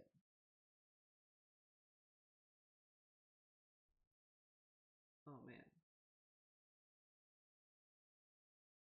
You are fucked. The Hate Army troll. It's the Hate Army, bro. Hate Army. Shout out. 2023. I Hate Army. That guy. am making this formal statement to the internet. Do not ask me for anything ever again, because you will get nothing. Nothing from me ever again, because you are ungrateful. So we're ungrateful, right? Like, this is the thing that this might have enticed someone to be negative. But this is what happens. Someone was doing stuff that is whatever. I mean, like, you know, it is what it is, man. And they were using DSP's information to knock down troll channels. Troll channels went to him for help directly. And when he has that responsibility, he says, no help from me. Get a lawyer. Ugh. Situation now from a big picture perspective. And can we say, wow, the reasons Phil's life is fucked up is because everyone just constantly makes fun of him, even though he's not doing anything to cause it. And because of that, now there's legit thousands of people on Earth that hate his guts and might hurt him. At what point do we think it was just okay? But that can be said about any form of media, any video that exists. Like that's why I don't necessarily like the idea of like blaming websites for stuff innately, or stuff like that just innately. It's all contextual, because it all depends on the actions that matter. Like, if someone goes to Kiwi Farms and uses that as a way to validate doing actual like crimes and doing fucked up shit, then it's the person who's doing the action that's fucked up that's doing it. Like, it's not innately. Like, I think it's much more fair to say that it's just stuff just happens, and it's just a unintended consequence of it. It's fucked up, and it does not have a healthy situation or whatever. But it's not the thing innately that's the problem. It's just there are people who are just fucked, that do fucked up shit. There are criminals outside with a lot of factors. There's a lot of reasons why people do things that are rational or irrational. He says stuff is emotional, and maybe that's what this could be as well. What if the guy was just an emotional low point in his life and just said fuck it, What if he was like, you could go any route with anything. So it's just kind of pointless to like point the finger at stuff. And DSP tells us every day, "Oh, I'm not the one to point the finger. I don't want to do this, man." And he's pointing the finger. Like, come on. To act like this and do this constantly. You know what I'm saying? You know what I'm saying? And it shouldn't have ever been allowed. YouTube should have never allowed this bandwagon mentality of drama. But how is YouTube gonna police that? How are you gonna know there's a bandwagon of hate, right? If, let's say that there's like 5 channels that make dunk videos, and like 100 people watch it each, how is YouTube gonna know that those people who watch those 5 channels are the same people who have Twitter accounts that are making Twitter dunking on DSP, Reddit, Kiwi Farms, all their forums, all this stuff? Like, how is that realistically moderated? And then you'll slide into, oh, should we police the internet? But then what are we gonna police them over? There's other stuff that's worse going on than this. And this is an individual employee that did something bad. The company is taking care of it. He's probably not gonna get another job in that fucking sector, because again, like, what other company? Because they're gonna look at, okay, you work at Comcast, okay, call them. Hey, what do you think of this guy? Hey, he attacked one of our clients, don't hire him. And he's gonna be blackballed. Like, I don't think that guy is gonna be able to get another position like that again. He might get another job in another thing, but it might be hard. Because again, what that guy did is bad, and he's gonna get in trouble for it because it's already in the process of it. So like, why should I, right, get in trouble for someone that's already getting penalized for, Like, it's not the same, and it's not, like, proportional, like, at all. Conspiracy, hatred, bullying. That's the word for it. That 100... But, like, again, there's a difference when you're watching a video that's designed to bully someone. Like, I've said this before, like, hey, if you're dishing stuff that you can take out, fine, whatever. But there's just stuff that is mean-spirited and bad intention that does get, well, hopefully it should get moderated for. Like, again, it's not like that, he's like a little guy that has no way to protect himself. He's 40 years old. He can even buy a gun. Like, come on. Because, like, bullying is far more a tricky subject to discuss, because there's a lot of stuff that goes into it, and it has a very steep consequence, because the person who's being bullied may end up committing suicide. But it's like,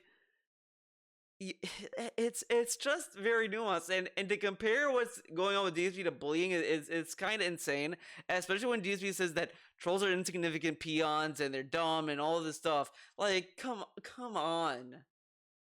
percent is the word for all of this. It became monetized bullying. And that should not be allowed anywhere. It shouldn't be on YouTube. It shouldn't be on Twitch. It shouldn't be on any social media sites. There should be no... And again, like, the dude literally did it on his own accord. Like, he probably also did not need to watch a troll video to come up with this idea, because I have not seen a troll video where they said, DSP should, like, die. Or whatever. I mean, they're still saying facetiousness or oh well, he's a piece of shit. But like the thing is, at the end of the day, it's just fucking conjecture. But the dude didn't like just went out like there was no manifesto. Exactly as if the FBI found a manifesto of this guy and he had a diary of saying like all this stuff about the trolls or whatever. But it's like he did it on his own. He got in trouble for it. Like, I don't know what else to say. Monetized bullying at all. Okay? Because, again, who's to say he got motivated to do this from a troll video? That's the other thing that DSP's not asking himself. What if he just watched his own streaming and did that on his own? What if he was a DSP fan and decided that he sucks now? How did he know that he was influenced by the trolls? Because he named a Wi-Fi thing Panda Lee was hotter. I mean, but that you could come to your own conclusion on that. I mean, come on. And it is messed up that they have turned. And again, if this was flipped and it happened to let's say it happened to someone else, I'm gonna make up a troll channel. Billy. I'm just gonna use Billy. That's the name. A Billy account. And he was doing he was a troll, right? And then a DSP fan worked at that troll's ISP and did the same shit. And if Billy said it's that DSP should lose his channel because he complained about the trolls and all this stuff, and he got a DSP fan to shut me down and all this stuff, DSP would just go with the oh, it's not my fault. I didn't tell the guy to do that. It's not my fault. Why am I being blamed? Why should I lose access to my channel because of what a dude who's crazy did that, right?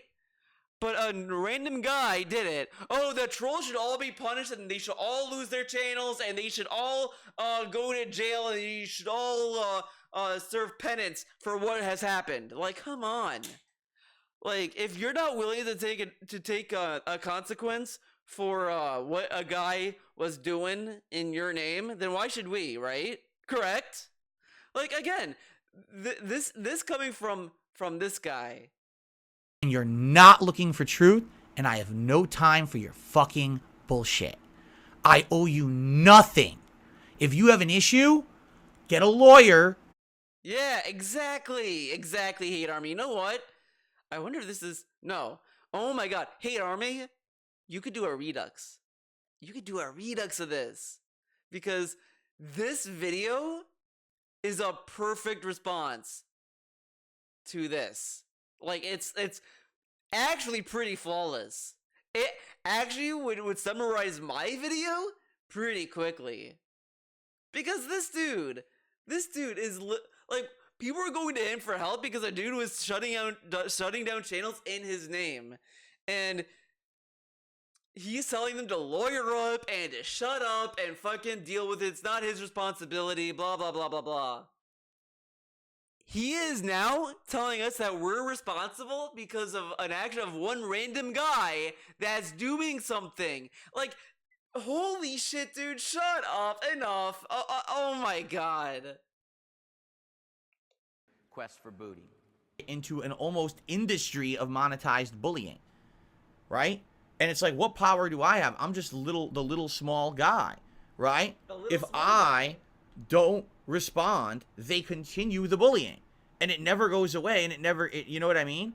If I do respond, I fueled the bullying. So it's like, no matter what I do,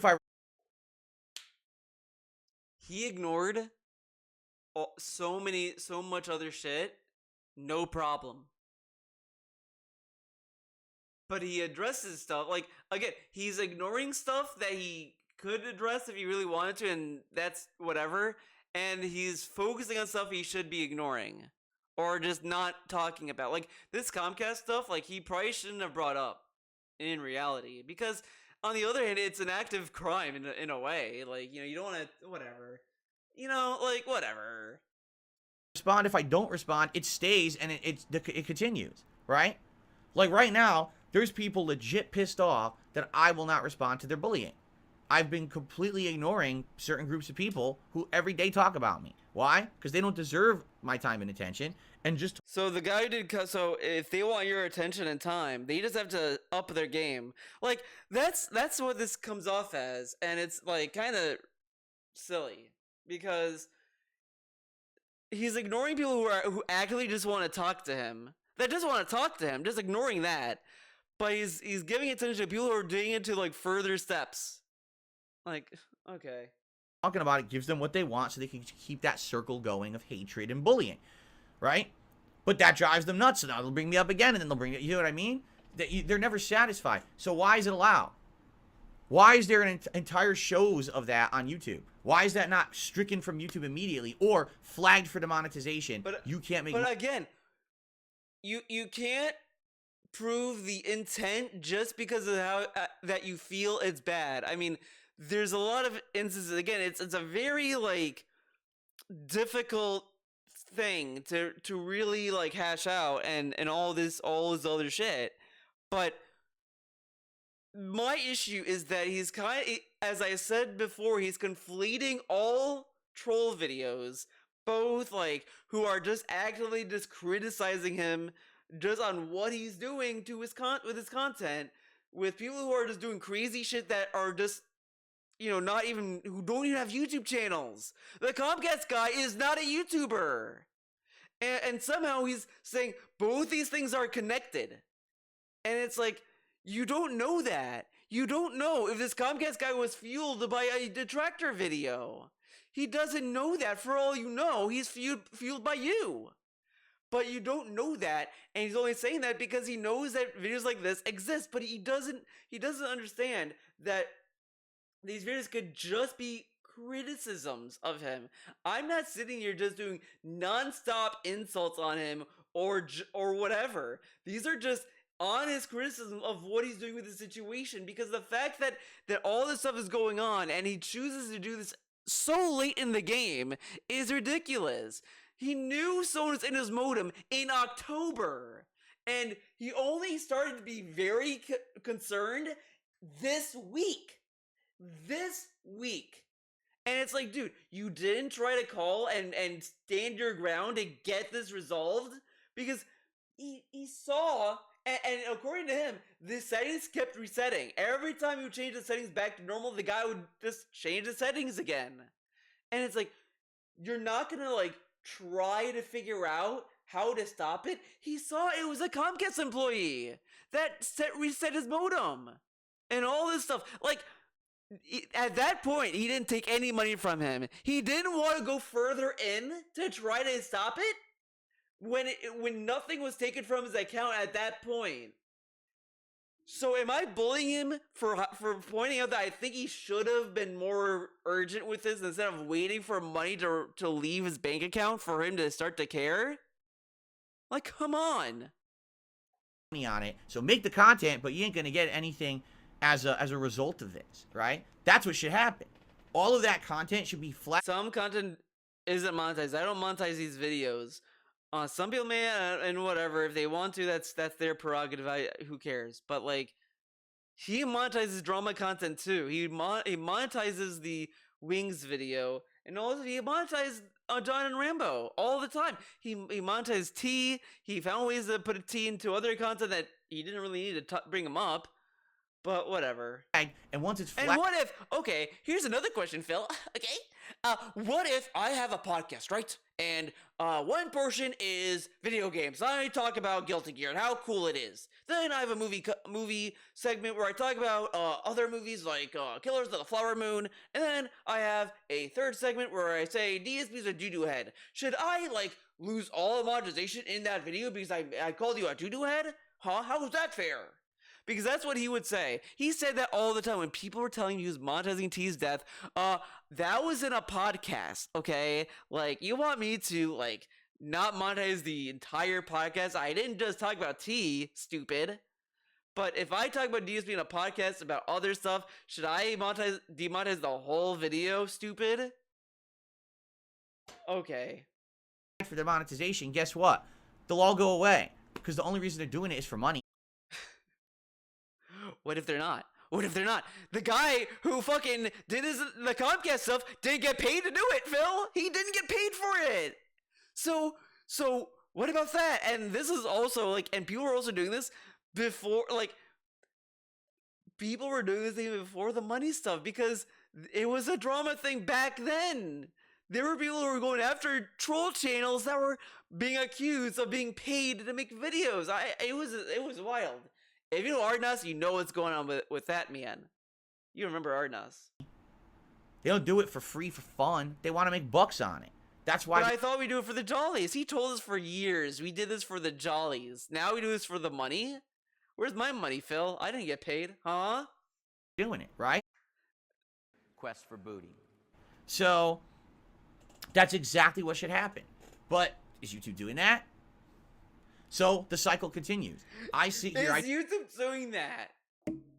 So we don't know. He says we don't know. So they could be doing that. We just don't know. Right? Correct? Nothing. I just play games, have fun, chill with my audience. You guys sometimes bring up drama, and I'll, respond to that. But I want to avoid drama. You guys bring up drama, and I'll address it. Phil. Turkey Tom, for example, right? He did a video responding to you because people brought you up to him. And he was like, what? He said this? I should do a video responding to this. But that's somehow wrong. It's wrong for Turkey Tom to do that. But, hey, man, if people bring up drama to him, he'll address it. It's not his fault. It's your fault. But, it's odds and ends to talk about him being a hypocrite, right? It's such a weird thing to obsess about. I must be a lunatic. I'm not going to sit here, like, for example, I didn't even watch that Turkey Tom documentary on me. I'm not going to, right? Yet everyone talked about it. He literally, talked about doing it during downtime. Literally. And once downtime hits, I'm going to, watch and see if he's going to bring... It's either going to be the Boogie documentary or the Turkey Tom videos. One of those two things or both. It depends on how the downtime is, because I guarantee you he's going to do it because he's done these ultimatums before. You know these ultimatums very well. Now Turkey Tom got additional videos out of it just because you guys talked about it and I responded. He did videos because he's responding to you, responding to this. See how unfair this fucker is? Because people were telling Turkey Tom what you were saying to him. So he did a video responding to people bringing it up. But that's wrong. He did that for money. But when people brought it up to you, you can respond. So how come DSP can respond to anything he wants? He can respond to any drama he wants. He can do drama videos all he wants. But fuck you if you do the same shit. You're a piece of shit, man. This dude, come on. Right? So that's the cycle. It's not even I have to bring it up anymore. It just comes up in natural conversation, and that becomes their content for the day. Right? It's fucked up. It just comes up. It just comes up. Okay. It really is.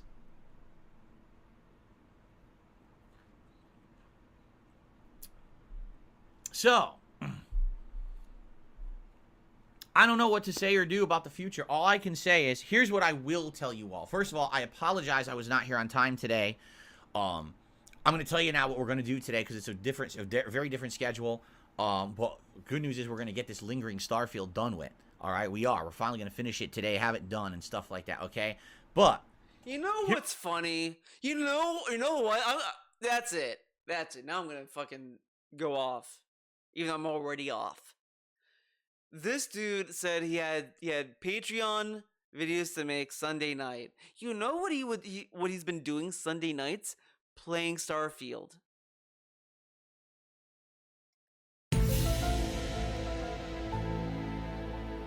it's very obvious to me.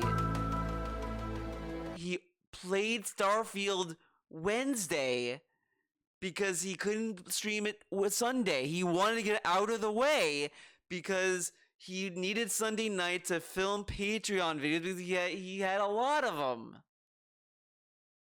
And yet again, he's using the opportunity of the situation to make it seem like, oh, it's a last minute thing. It is last minute because he wanted to do the Patreon stuff on Sunday nights for some reason. So he had to bump Starfield, and he didn't want to bump it another week because I think a new release is coming out next week or whatever the fuck. Like, that's who he is. This dude is such a piece of shit because the thing is, he has done shit like this so many times that all this stuff just magically fits in his little tism. His little tism all the time. And it's so annoying. I hate it.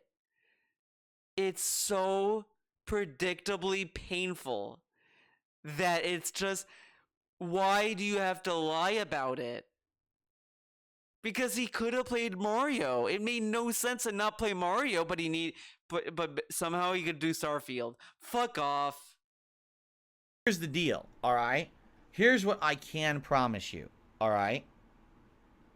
Here's what I absolutely can promise all of you. I'm not going to give up. I'm not going to quit. Another empty promise! Another one! Another one! Yeah, Phil, no shit. Guys, Phil will not quit doing the thing that's giving him money to do nothing. No shit, Phil. You're making it perfectly clear you can't get a job. So of course, what else are you gonna fucking do, dumbass? You're forced to do this. You can't do anything else. Shut up. Shut up. Shut up. I'm not going to go cry in a corner. I mean, it hit me bad today. You were in bed. You were in bed. You didn't get out of bed. You didn't want to take a shower. You didn't want to eat, right? This dude can't even keep the lie. He can't even do it. Oh, this is a good face. I have to get this one. Oh man.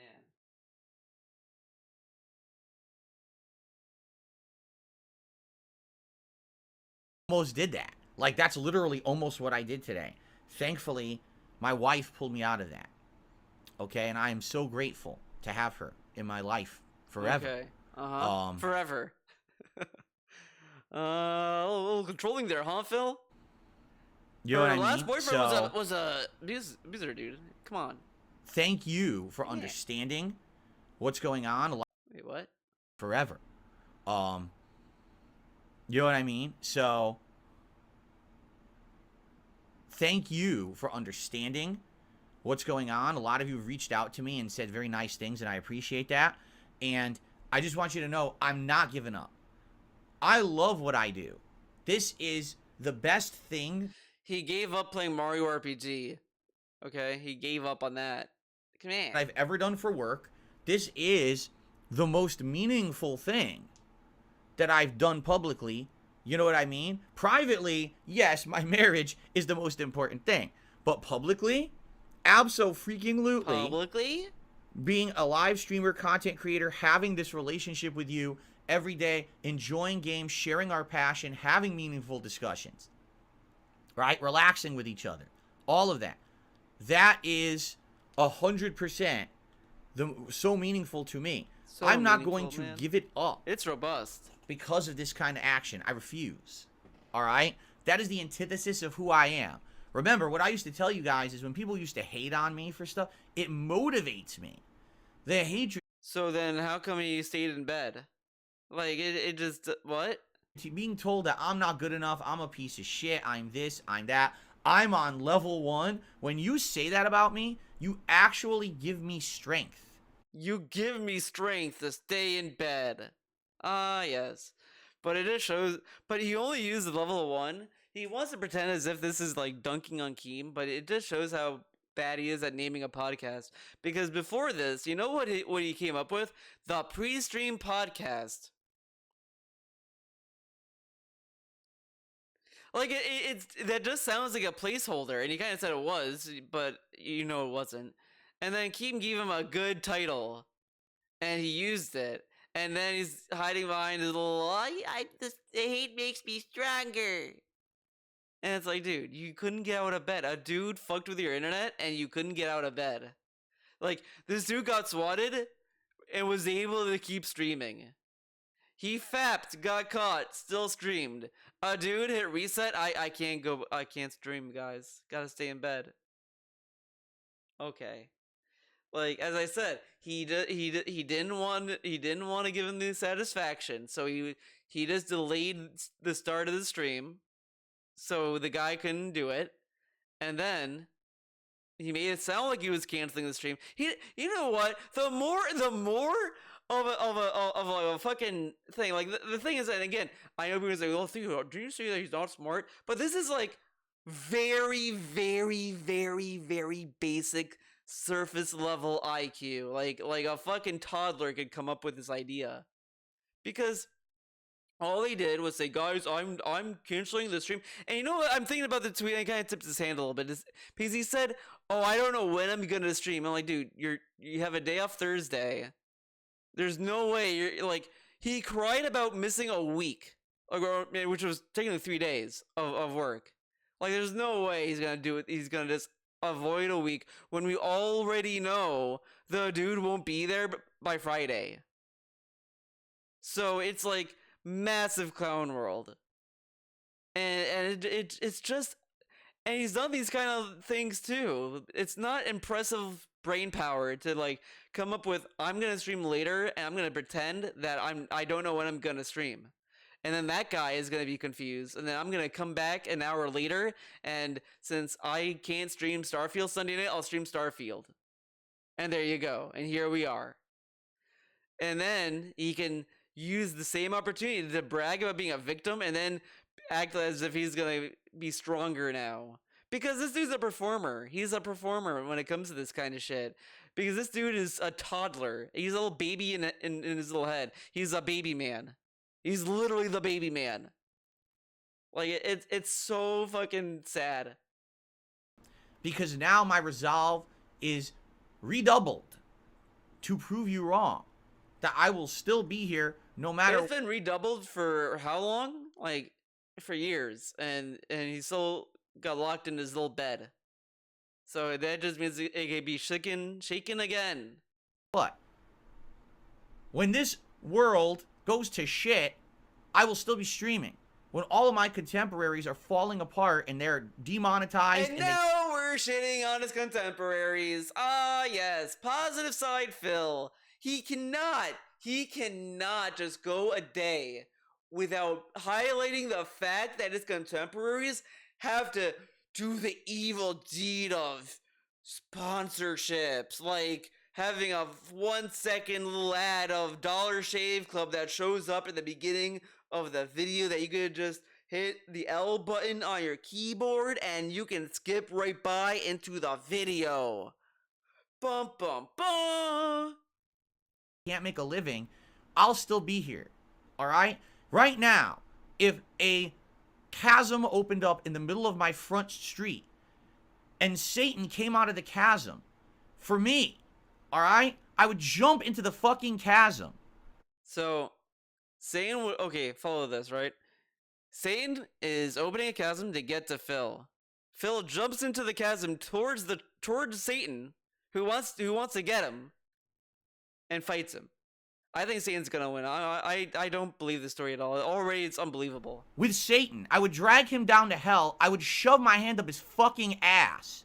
All right. Well, I could believe that, but I don't think it's gonna be violent. You know, because Satan might be into that. You know, Satan might, you know, it might go places that ideas you may not want to go down. You know what I mean? I would rip his head off like a fucking puppet. Just watch Tenacious D. Watch that movie. the song where they have that like song off between Satan and Tenacious D, like that whole thing is gonna summarize everything. You know what I mean? And then I would climb out of the chasm and I would turn my stream on to be with you guys. I don't give a shit about any of this bullshit. None of it is ever going to stop me. You understand? Except for when it did. I'm going to make content how I want to. But see what I mean? Then he says this shit, and it's like, okay, so do you want to like get people to try harder? Like, I mean, because in reality, no one can realistically get him to stop streaming because the internet is everywhere. Like, yeah, no shit. You're gonna stream and do shit. The internet is in your phone.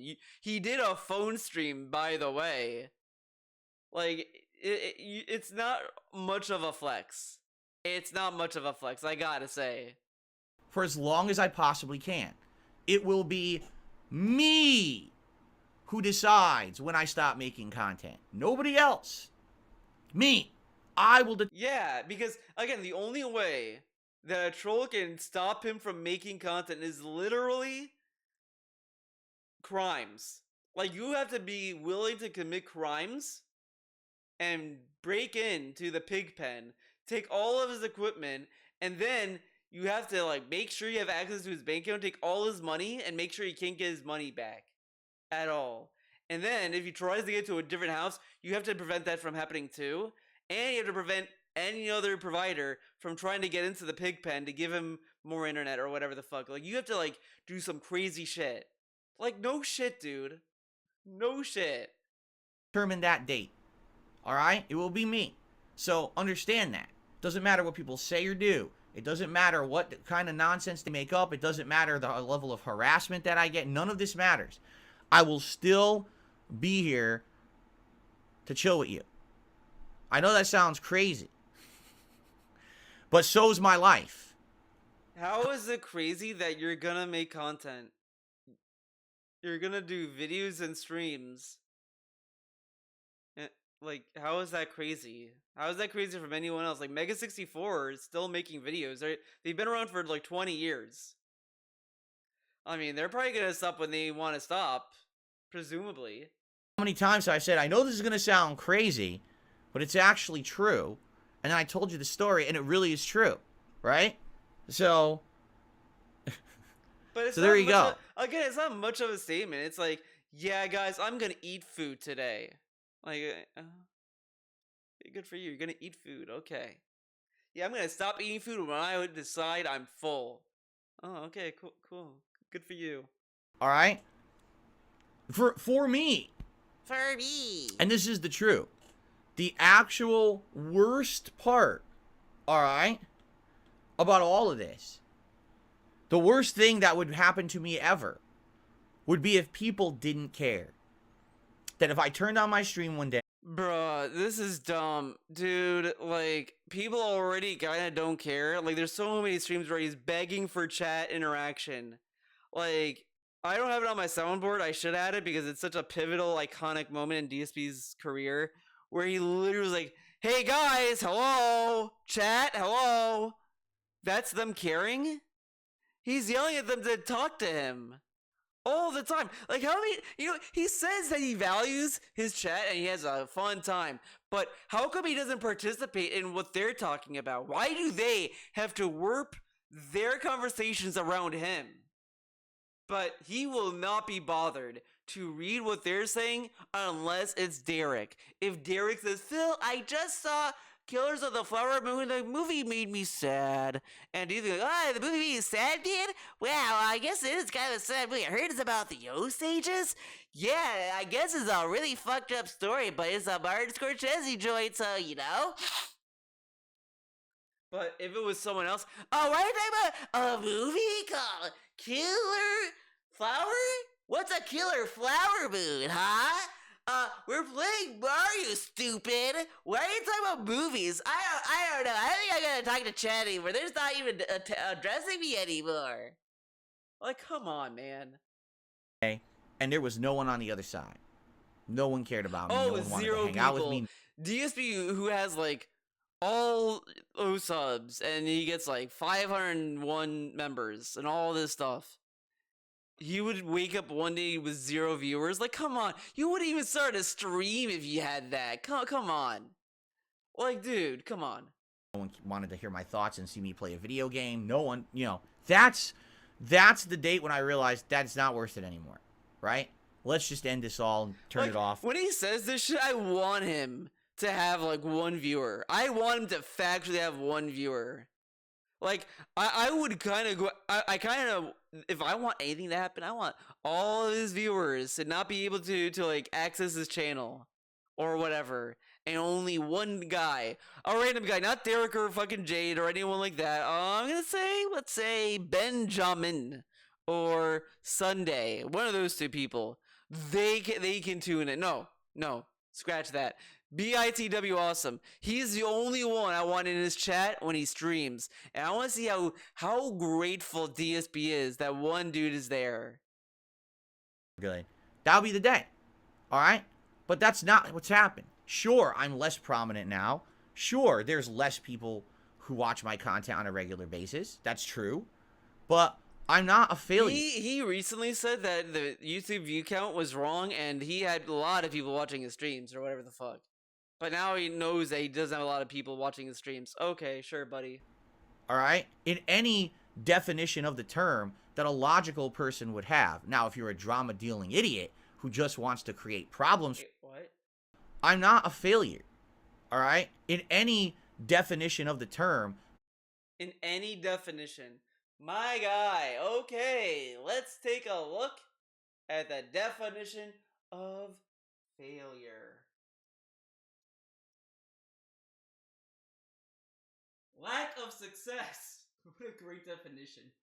Lack of success. An economic policy that is doomed to failure. The omission of expected or required action. Let's click on more definitions. The omission, okay. Let's see. The action or state of not functioning. I feel like there's better definitions out there. Google, you disappoint me. But, okay, let's look at it this way, right? The action or state of not functioning, correct? He can't get animations functioning properly the way they're supposed to. Sometimes he starts a stream and the frame rate dips all the time. He doesn't, when he showed the evidence on the stream, he didn't like size it properly. He still doesn't know how to use OBS. He doesn't know how to do an automated leaderboard. He doesn't know how to shrink the snowflakes for the smaller cam. He doesn't know who to mod people. He needs constant suggestions. Like, that's kind of a failure. He can't get an active viewer base to give him tips. Like, the fact he has to keep reminding his audience how to support him, I think it's kind of a failure, because you'd think that they would know how to support him. You know, like, they've been around for so long and they used the internet before. Like, you'd think that they'd understand how the internet works, but whatever. That a logical person would have. Now, if you're a drama-dealing idiot who just wants to create problems for people on the internet, you could say I'm a failure because... Now look how again. This fucker was saying, well, a lot of people have kids, but it seems stupid. Is either like mindless hate or does odd obsessions. But he then criticizes the dude for how he uses failure, and then says that, oh, well, this guy is using it incorrectly, but it's subjective, but he thinks like this because he wants to cause problems. Like, dude, fuck you. Like, if you want people to take you at your word and all this other shit, you have to give the same courtesy. Again, you're conflating all this shit to everyone. And that's not fair. But if I did that to you, oh, that's fucked up, man. I'm not responsible for what Vidar did. I'm not responsible for what OIC did. I'm not responsible for this, man. But if someone else did something, oh, all the trolls have to like fucking do a formal apology for Phil. We have to we're getting close to him telling us that in Japan they would commit seppuku if they did something wrong. Imagine, okay, the trolls did something wrong to me. They should do that. Like, we're getting close to that, and like, come on, dude, fuck you. Like, a dude made a video saying 10 years of failure, which is past tense. During the time period DSP has said was his worst part of his career, that he didn't find successful because he wasn't happy. He was happy once he became an interactive streamer. I'm not as big as I used to be. I didn't make the decisions that would have set me up financially, for life or whatever. You know, I could have been bigger, right? In my opinion, I feel like if I had changed problems for people on the internet, you could say I'm a failure because I'm not as big as I used to be. I didn't make the decision. So if I think he's a failure because he can't actively fucking have an identity with your fucking content, that I'm causing problems. Obviously, that makes sense. Oh yeah, DSP, he just has no backbone in his own content or has any fucking form of a vision because he has a fucking suggestion box that he just shits on until he gets an idea that he can easily utilize. He got a fucking mini PC, has barely touched it. People told him, oh, you should do the Halloween Marathon. No, fuck that, it's in November, bitch. Like, shut up. Shut up. I'm not causing problems because I think you're a failure because you can't have a fucking vision with your own fucking content. What am I supposed to take out of this? The fact that the only personality that his content has is during the holiday season, if it's Halloween, he has a fucking skeleton in his behind him and he plays Halloween games. And Christmas time, it's fucking Christmas assault for you. He has Christmas banners. He has a fucking annoying ass fake snow falling, and he tells you it's the season of giving. The season of giving, and not in a figurative, metaphorical way. No, don't think he's talking metaphorically. He's saying it's the season of giving, as they say, when it comes to giving memberships. You don't always give a fucking membership to DSP, man. But no, that's not me being negative.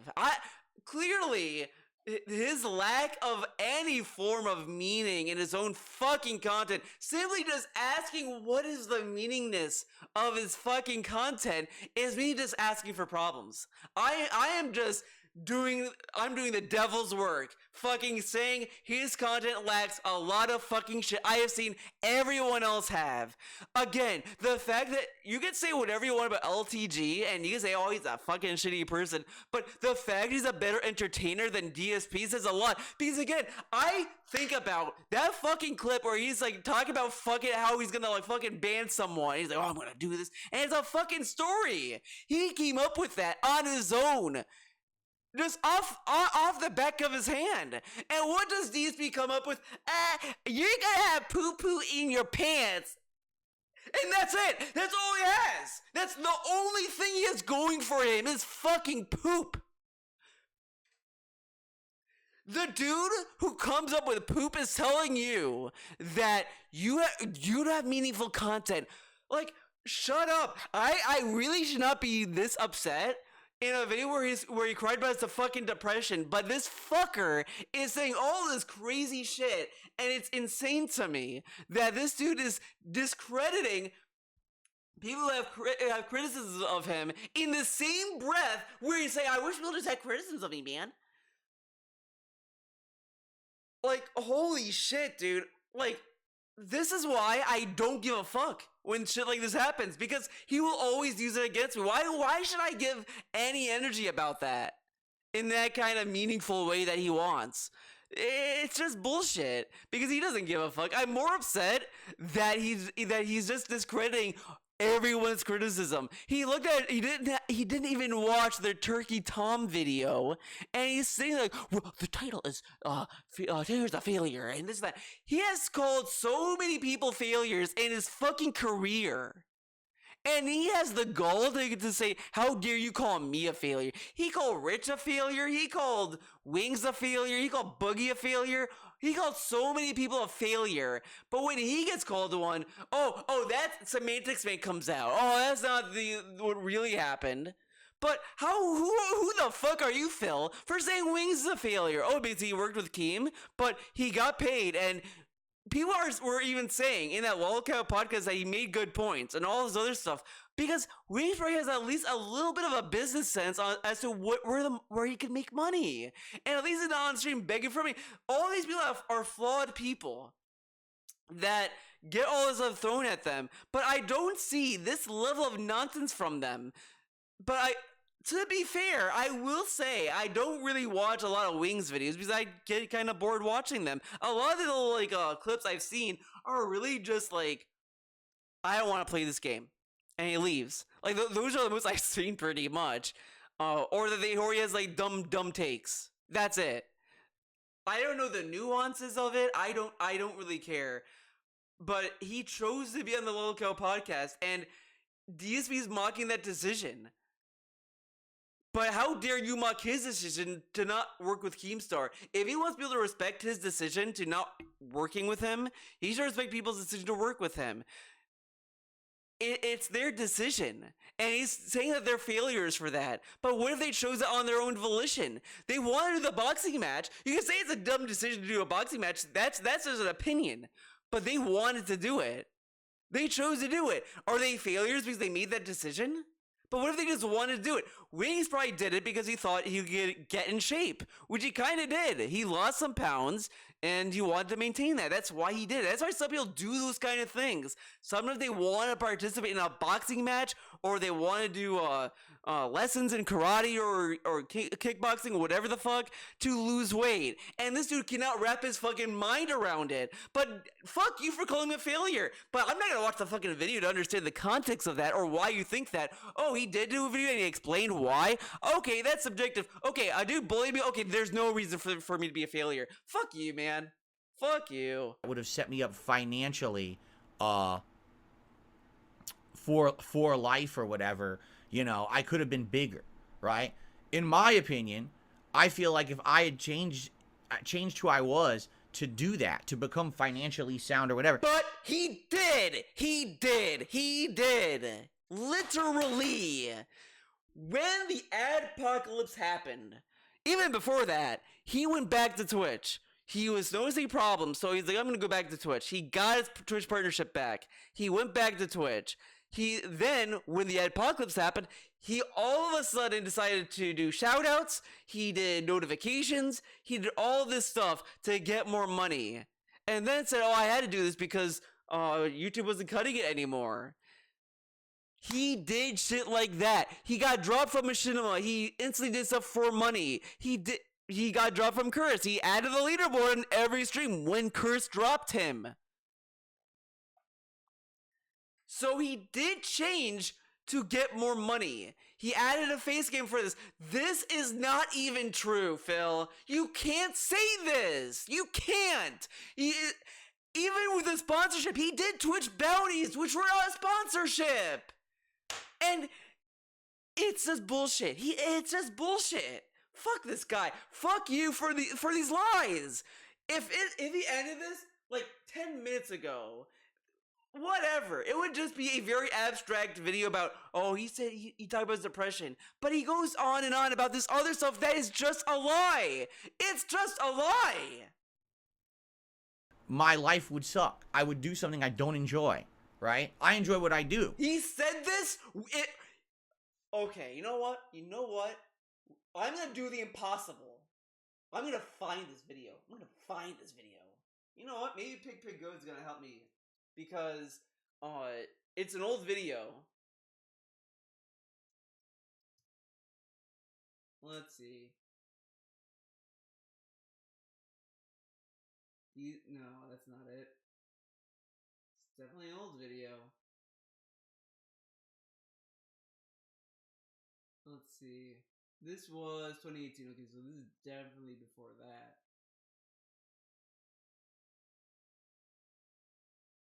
This is 2015, so after that. I love that I can, like, fucking deduce. We're doing this. Pig Go, come on. Please help me. Please. Okay. We might be getting close. I'm narrowing the scope.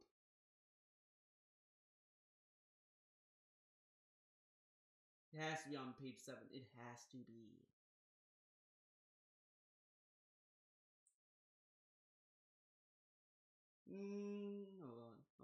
Hold on. I know it was in 2016. I know it was in November. It's a vlog.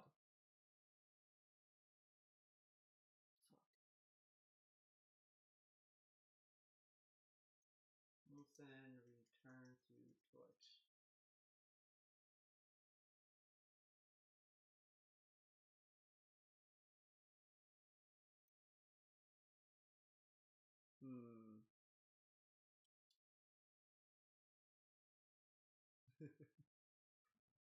Let's see.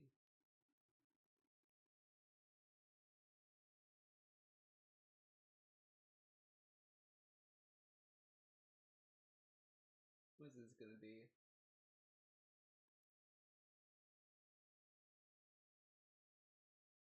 Yes, my return to Twitch TV, which happened this past week, and how I'm going to be handling live streaming this. No.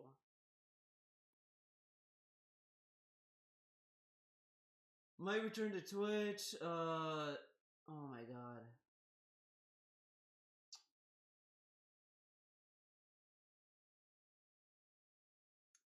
Okay. I'm gonna try one more thing. Just.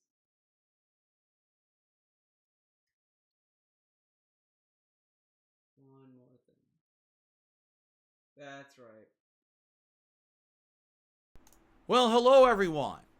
DSP.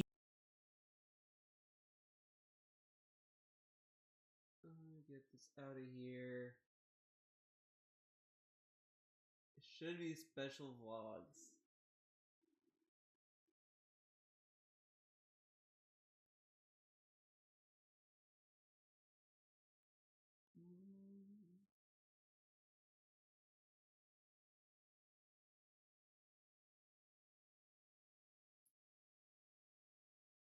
Okay.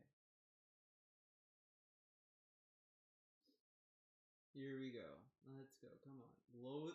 See the full playlist. Come on. No! I didn't want to watch that video.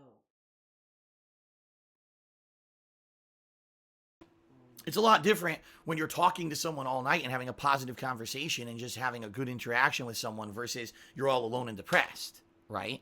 Right? So, that being said, let's start talking about the summer months. Because during the summer months this year, I started doing some really fun stuff. For example, I did my Dark Souls 2 Scholar of the First Sin run. Honestly, that run that I did on Twitch ended up giving me massive popularity. If you guys aren't aware, it was during that run that I ended up getting hundreds, if not more, regular viewers on a daily basis. I got a ton of new subscribers during that time period. It really was that second run. It wasn't January.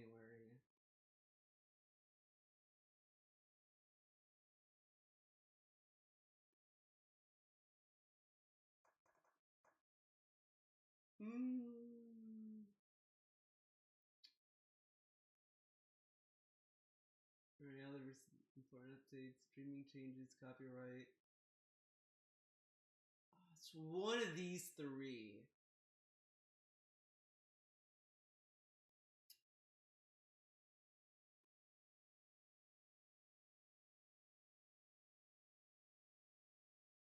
Oh. Damn it,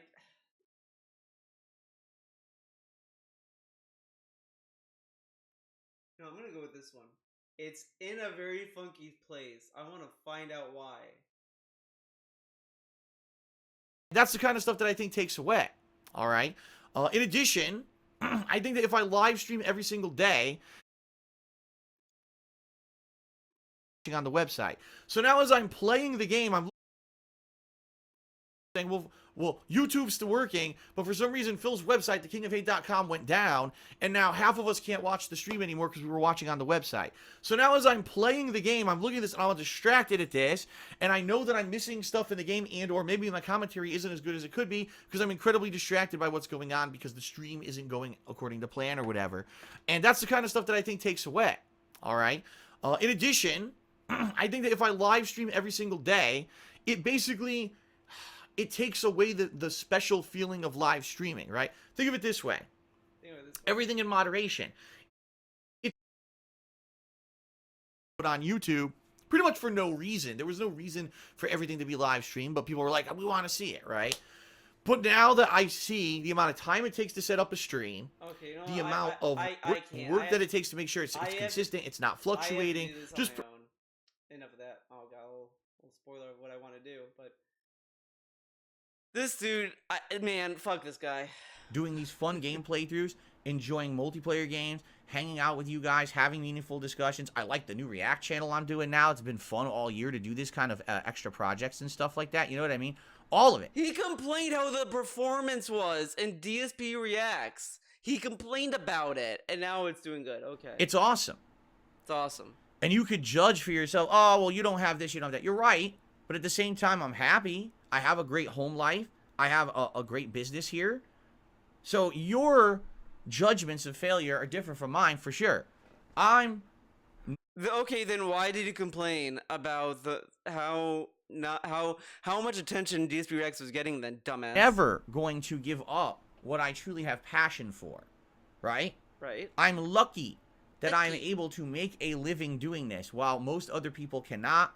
They've had to find ways to monetize when they couldn't do the content that originally they wanted to do, whether that means hurting others, taking in product placements, and let's hear this again.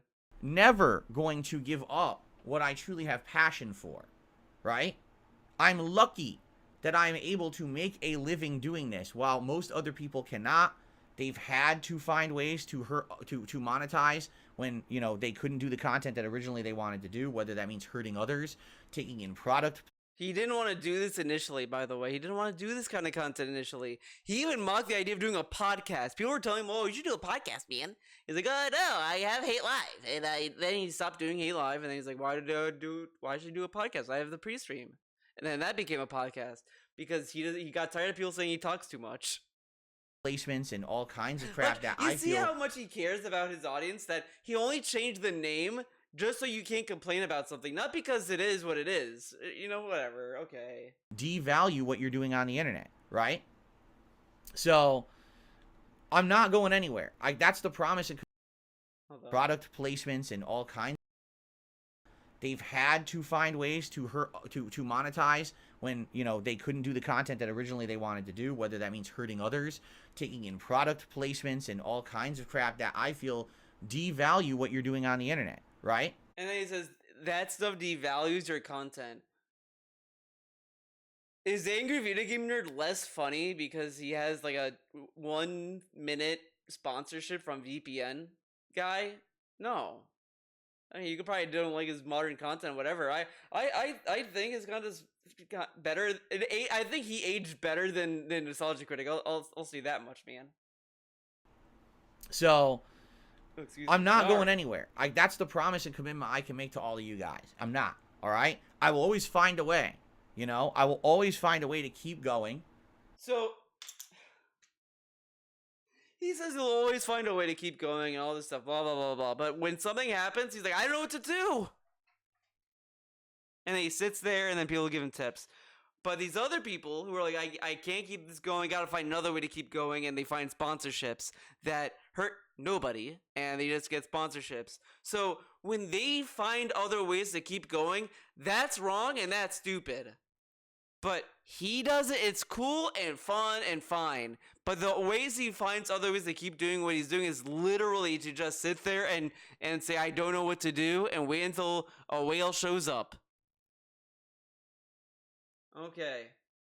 And keep making content. I mean, again, his chat had to tell him to call Comcast again Tuesday. They had to tell him to do that. And hanging out with all of you and doing what we love. All right? Doesn't matter where it is because it may or may not be on YouTube. I would love to stay here forever. I really like it here and want to keep all my content here, but who knows what might happen in the future. I don't know. We all know how messed up these systems are, and there's problems. I mean, it wouldn't be the first time that YouTube made an error, and now a channel suspended, and we got to work around it and stuff like that, right? But he doesn't have to work around it. He already told us he would just use his other channels that he has. I'm going to make content, and as long as you guys are along for that ride with me, all right, it's going to continue, and it ain't gonna stop. Everyone around me, all the buildings will crash and crumble down, and everyone else will be, you know, canceled and kicked out, and everything will fall apart. I'm still going to be here. Okay? Fair enough? Didn't get canceled, and okay. He's still around. Aw. F the haters. All right. That's what I have to say about it. I got the drip go. I got the drip. Right. Now, we shall go to the dessert. Where he talks about Starfield, his favorite game. He loves this game. It's gonna be his game of the year. I'm calling it. Wow. Well, I'm gonna save. I have a tip to shout out, and I'm gonna give you my final thoughts because I have to adjourn anyway. I'll give you my final thoughts about. All right. Come on. The armor level caps at 10 times. It never increases after that, but you can go through infinitely. Okay. Okay. I received a $6 tip from the Roo. Wow, the Roo with a lot of tips today. Thank you so much to the Roo. Thank you, Roo. I appreciate that. Whoa. All right, so Didn't hit the best goal though. my final thoughts on Starborn after playing for 45 hours, Starborn? completing the main quest, and seeing how the game reboots. Yeah, Essentially, all right, when you start playing it and it feels so much like Fallout or even an Elder Scrolls game, you kind of feel at home, right? I see there's going to be dialogue choices. There's going to be a lot of looting. There's going to be these missions where your dialogue matters, and there's going to be it does feel like the standard Bethesda open world RPG experience. Game. Everywhere you go, there's another mission that unlocks another mission, and there's all this content that kind of links and keeps going out in this branching paths kind of a deal. But then when you finally actually see what it is, 4 factions, right? And then a set number of companions. How many are there? Like 3 or 4 who have quests. I know there's Barrett, Sarah, Andrea, and Sam. So 4 real companions in the game. All the other companions aren't real companions, right? They come with you, but they don't have their own stories and quest lines and things.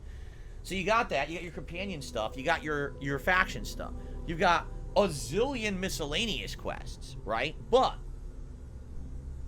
I definitely noticed. Like, remember when I went to Neon? Man, let's just keep going. I realized something. I had wasted my time because the entire stream of side content didn't do anything. It didn't amount to anything. I didn't really get anything new that was interesting. Doing all those side quests didn't affect the story in any way whatsoever. It just so happened to be content to do, but it felt like content that was meaningless. And I hate to say it, that's exactly what Starfield feels like. It's a game full of content. There's tons of missions. There's a research. But he's saying this. How would you know a mission is meaningful or not initially? So he could just be playing the dud missions, and then you could find a mission, but there could be a mission that might be better that you just didn't know about. Whatever. Tree. There's crafting systems where you can improve your weapons. I'm not you a can huge build fan your own of shit. RPGs, You could build an honestly. outpost, I right? always You could give do them a all chance, these and new I things just in the get game, bored. but none of them actually amount to anything. What's the point of adding in all of these things into the game if none of them actually factor into anything that matters? What matters is the main quest line. After that, everything else is on the periphery. What? But that's side missions. Like, you could say the same thing about fucking Yakuza games. The side missions don't do anything. They don't mean anything. If you really want side missions to matter, just like Persona. I mean, all the side missions there at least equate to something.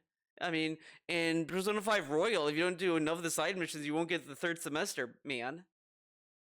And you could choose to do it or not, but it doesn't really affect anything. You know what I'm saying? You know what I'm saying? Like, to me, I play the game, and the further that I got into the game, I started realizing that the game just didn't feel like it had much meaning to it. You know what I'm saying? Like You know when what I I'm saying? play Fallout, and I feel like I'm experiencing this incredibly unique and fun universe with a combat system with VATS that's very different from other games, right? Or you play Elder Scrolls and it's this epic fantasy with all this stuff going on. I never really feel that playing this game. You know what I mean? Like, it's just like, all right, I'm going through the motions, I'm doing some missions, I'm shooting some things repetitively or whatever. But I think that's really the major shortcoming Dude, you're gonna get, of I'm getting this dizzy. game. It's like they threw all this stuff into a universe, but did anyone ever step back and say, is this universe fun? Is it unique? Is it interesting? Does it hold interest? And is it meaningful to spend the amount of time in it that you're going to? And that's going to be a question that a lot of people will answer differently. People who really like Starfield, right, were completely engaged by this universe and felt it to be incredibly meaningful. To me, the game felt bland. It felt like almost like they tried to copy paste what they had done in the past, but without any of the originality or the talent of the people who made those games from the past, right? It felt, you know what this game feels like? Dude, okay, like if they got if it was like, okay, let's make a whole new game. Like, let's say they make a fighting game. You're like, This is not like what I want for a Bethesda game. It's a fighter. I don't know, man. I don't know if I'm gonna like this, man. but then he was gonna say, oh, they should stick to what they know. They stick to something that they know. Oh, it doesn't feel interesting. I mean, whatever. I mean, it's just DSP is being DSP. so you know when you make a photocopy of something, you know, you put it down in a photocopier, right? And you get a copy of it. You know what a But- photocopier is? You put it in the. You know what a photocopy is? You put the photo in a copy machine. Wow, DSP, you know what a camera is? Oh man, let me tell you. Then you make a copy of the copy, and then you make the copy of the copy of the copy. The more that you copy the same thing and you regurgitate it out more and more, it loses its focus. It becomes fuzzy. It doesn't look good the 20th, 30th time you've copied it. The Bethesda formula for RPGs has now been copied so many times, it doesn't feel special anymore. I already have the I Elder want everyone to remember this when he plays the new Elder Scrolls game. I guarantee this dude is gonna fucking be thirsty for that game. Just give me so good, right? And he could play the same as fucking Skyrim. It could be like Skyrim Point 2 or whatever the fuck the meme is. And he will say it's a new experience that is so cool and meaningful. Scrolls universe. I already have the Fallout universe and multiple games in those universes. I don't need another universe with the same formula another time, and the things that they tried to do that were original don't work. The shipbuilding, incredibly tedious and boring, not fun. Flying around, completely useless. You could just fast travel. The reason why it's boring and not fun is that he didn't find enjoyment out of it. I mean, I get it. I mean, there's games where it's like, you know, this aspect of it I don't vibe with, and that's just how it is, man. Where planet exploration, I explored one planet, and what happened during it? The game crashed. So I never bothered doing it again. Never built it. So he had one bad experience. Didn't want to give it a second chance. But fuck you. You need to give Phil 1,000 chances. If you had one bad experience, he was just depressed, man. He had one bad experience with DSP. That's hey, give him another chance, man. He was just off that day. He was like, you know, he did some drugs that day. But now he's cool. Give him another chance. Oh, you gave him another chance and he was still an asshole? No, he was depressed. That was different, okay? Give him another one. Oh, he's still a big piece of shit? Okay, look, give him another one. Come on. You're not being fair. But man, he had one crash. I don't want to try this section ever again. Okay. Outpost, meaningless. Crafting system, meaningless. You don't need to ever craft. You find enough stuff in the game. Research trees, meaningless. It's all meaningless. So all you did is you copied your previous work, you put it into a new plot line, and you expected that people were going to just be okay with the status quo. It's not. I want something original and different and fun and unique. And I've said this multiple times as I've played this game. When I think Elder Scrolls, I think, oh, the fantasy aspect of it. It's funny he wants like something new and unique, but the stuff that's new and unique he doesn't like. I mean, that's fine, but to say that it doesn't have anything new is kind of like biased. Like, you know, Guilty Gear Strive introduces new ideas, and some of them I don't really like. I still miss Exard a little bit more. Exard's a little bit better, but Strive is pretty good too. But it's like, I'm not gonna say there's nothing in it. Like, you know what I mean? Like, come on. Magic and swordplay, and the dark elf, the Daedra and the other races, right? And the unique locations and all the lore of everything. Dude, look how much he's struggling with this. Magic and sword. I want something original and different and fun and unique. And I've said this multiple times as I've played this game. When I think Elder Scrolls, I think, So Starfield's in space. You have spaceships, traveling in space, and usually when they talk about multiverse stuff, it's always related to space. Space is always like not too far behind in that discussion, in that little window. It has future stuff and all this other stuff. Like, there's all this stuff like involved in it, and that apparently is ignored because it doesn't help his point. So he brings up fucking Elder Scrolls and he just names stuff like this. fantasy aspect of it. Fantasy aspect. So Starfield doesn't have a sci-fi aspect to it? The thing that's in space and they have science shit going on? Okay. Magic and swordplay. Swordplay. It has magic, swordplay, and trees, and mountains, dragons, horses, dragons, magic. And the dark elf, the Daedra and the other Dark elf, Daedra. races, right? Races. They got races, guys. I guess Starfield didn't have races. They just had objects? I guess it's just objects. And I don't unique know. locations and all the Unique locations. lore of everything in Elder Scrolls. And lore. It's super It has lore, guys. unique. And then you think about Fallout. Oh man, it's the apocalyptic quest line with an old-timey feel. Apocalypse with old-timey feel. Okay, I mean, these are descriptors. Okay, all right. It's old tech, but it's kind of futuristic. You got the Brotherhood and the Enclave and their power suits. You got bottle caps. You got the little, I don't have it out right now. Bottle the little Vault caps. Boys and all of that, right? Vault All Boys. that stuff that's synonymous and epic with that universe. And you're like, wow, that's cool. But those games had like multiple fucking iterations, and this is coming from a dude who didn't play. Oh my God, Skyrim. Well, he didn't play the older Skyrims. Older Elder Scrolls, I should say. Whoops. And he didn't play the first two Fallout games. But he sure knows a lot about them. Starfield, because they copied those previous games to make this one, it doesn't feel like anything stands out and is unique at all. Like, what do you have? Chunks food? Wow, I can't wait to eat some chunks today. You know what I mean? Like, The game is brand new. It's a brand new IP. Like, no, like people are still like kind of vibing with it. Like, there's nothing established in it yet. there's nothing you can even think of that's unique or interesting about this universe. It just exists. It's fine. Like, what he's complaining about is that Starfield doesn't have brand recognition. But it's a new IP. Like, this is why new IPs, like, see, DSP is such a mark for fucking corporate CEO boomers out there that just only care about brand recognition. This is why you're having a hard time seeing independent films or like new IPs from films. And that's why you see constant remasters, remakes, in any medium, is because brand recognition is a big deal. And when you're telling someone to finance a new movie that's not a brand recognition, they're gonna be like, I don't know, we may not get our money back on this, and it's like they don't take the risk. Which is like, I think about the statement I heard from someone else saying,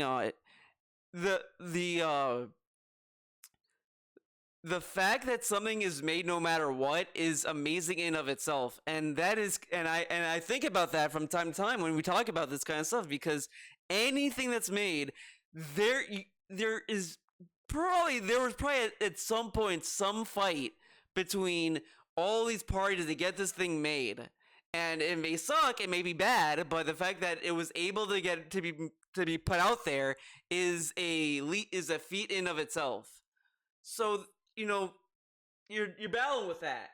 Let me put it this way. There's nothing about Starfield that screams this game is an unfinished mess, this game sucks. But it's also just not good. It's just kind of meh. It's there for those who want to sit down and invest countless hours into a universe, a self-regenerating universe, right? That's exactly the purpose of this game. So this game is self-regenerating. I mean, it means procedurally generated universes. That's not interesting or fresh or unique for a Bethesda game? What? Oh, okay. Okay. Serves. But if you're looking for something unique, something that's a standout, something that's fun, that feels fresh, original, new, different, and something that you're going to remember and it's going to resonate, none of those boxes get checked by Starfield for me. Not a single one. And then on top of that, on console, the game runs poorly. It has choppy frame rate, it crashes, the gunplay is boring and repetitive and doesn't even feel as good as the combat of either Elder Scrolls or Fallout. So it kind of fails on so many levels. It's their new IP, and it's actually the most boring of all of their IPs. I would much rather go play Elder Scrolls or Fallout or any version of those games that I've already played than play more Starfield. People were begging me to stop playing this game because they were so bored. Yet, people want to see me go replay Fallout 3 or Fallout 4 or another Elder Scrolls game. I love when he says that people were begging him, so he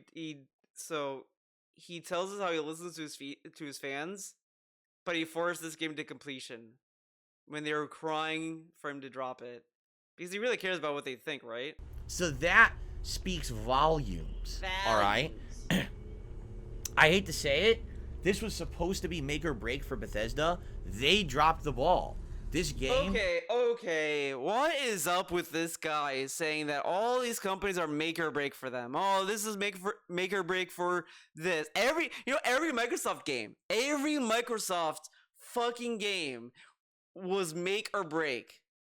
My guy. Come on. Bethesda has so many games under their fucking hood, and no one was like, oh, dude, this is gonna make or break for Bethesda. Like, dude, shut up. Is a humongous disappointment after all the hundreds of hours of enjoyment that I've gotten in Bethesda RPGs. This was the least enjoyable experience, the most boring experience, the most tedious experience, and now that I've played 45 hours and seen the ending, I actually wish I never played the game. Wow. I'm serious about that too. I wish I was playing a different Bethesda game instead of Starfield. That's how disappointing it is to me. So, they really screwed up, and I don't know how they're going to recover, because they were banking... okay, their next game is fucking Elder Scrolls, dumbass. Okay, I don't know how they're gonna recover. Okay, yeah, no one's gonna give a shit about Elder Scrolls, right? No one. 0 people. 0 sales. No one's gonna pre-order Elder Scrolls 6, Skyrim again. On this, and they really screwed it up. You know what I mean? Like, I have 0 desires to continue. They made an engine that, the whole idea is to make you want to keep replaying the game over and over. I literally don't ever want to play this again. I don't see the point. There's nothing interesting about this game. You know what I'm saying? So, I would much... next game for Bethesda, I'd love to replay Fallout 3 or Fallout 4. Maybe play an Elder Scrolls I never played before. I'm not playing this again. I'm not doing a new game plus. I'm not wasting my time. I'd much rather do anything else. You know? So, I don't know what's going to happen, but I feel like... I mean, the thing is, they're safe. They're owned by Microsoft now. They're not going anywhere. But, man... They're not going anywhere. It's make or break. What? How is it make or break? They're not going anywhere. This is supposed to be make or break to prove that they still have the chops after the disappointing Fallout 4 and then Fallout 76 being a broken mess and being junk. And now they come out with this, and this... Wait, what? This was supposed to be make or break to prove that they still have the chops after the disappointing Fallout 4 and then Fallout 76. He loved Fallout 4. He gave it a 9 out of 10. He loved it. It was in his Game of the Year countdown. The only thing he was disappointed with was one aspect of it, and he didn't like the DLC. Like, oh, okay. 6 being a broken mess and being junk. That's a bit of a stretch. And now they come out with this, and this is just an epic fail. 45 hours in. It's not like I rushed through it. 45 hours invested. And I would like my 45 hours back. Sadly, in life, you can't get your time back. Right? Oh, I know that. So, I guess we'll see. Yes. We'll see. But for me, this is a huge thumbs down disappointment. And I'm sorry to everyone. Why? because, you know, 45 hours invested. We could have been doing different stuff. We could have been enjoying different games. You know what I'm saying? You know what I'm saying? And that's sad. Because that was a big thing. I started this in, we took a lot of my September and a big chunk of my October of this year was Starfield. And we could have been doing other stuff. Hell, we could have just been playing other Bethesda games. Oh my god. You know? And that's disappointing to invest. Then why did you force it? People were already bored day one. And he's like, no, we're gonna keep playing this. Man, remember the fucking videos? Who's gonna care about Baldur's Gate 3? It's gonna be Starfield, Starfield, Starfield. That much time into a game, like, dude, I could have been doing anything else. A lot of people are so upset with me. I didn't play Baldur's Gate 3. We could have been playing Baldur's Gate 3 instead of Starfield. There it is. This dude, man. The constant carrot dangle. What's gonna happen? Like, it's gonna be such a meme when if he even plays it. It's gonna be so embarrassing. It's either it's gonna be a playthrough where he's gonna force himself to like it, like Hades, and then he's gonna just not give a fuck when anything else happens. Like, or it's gonna be like Hades. That's like the best case scenario. Worst case scenario would be Diablo 4 syndrome, where he will love it with everyone else, but if there's one patch where people are like, hey, this patch kind of sucks, he's gonna say it sucks and everyone dropped it and all this other stuff and it'll never recover. Never. And from everything I'm hearing, we probably would have liked it a heck of a lot more, and that's a shame.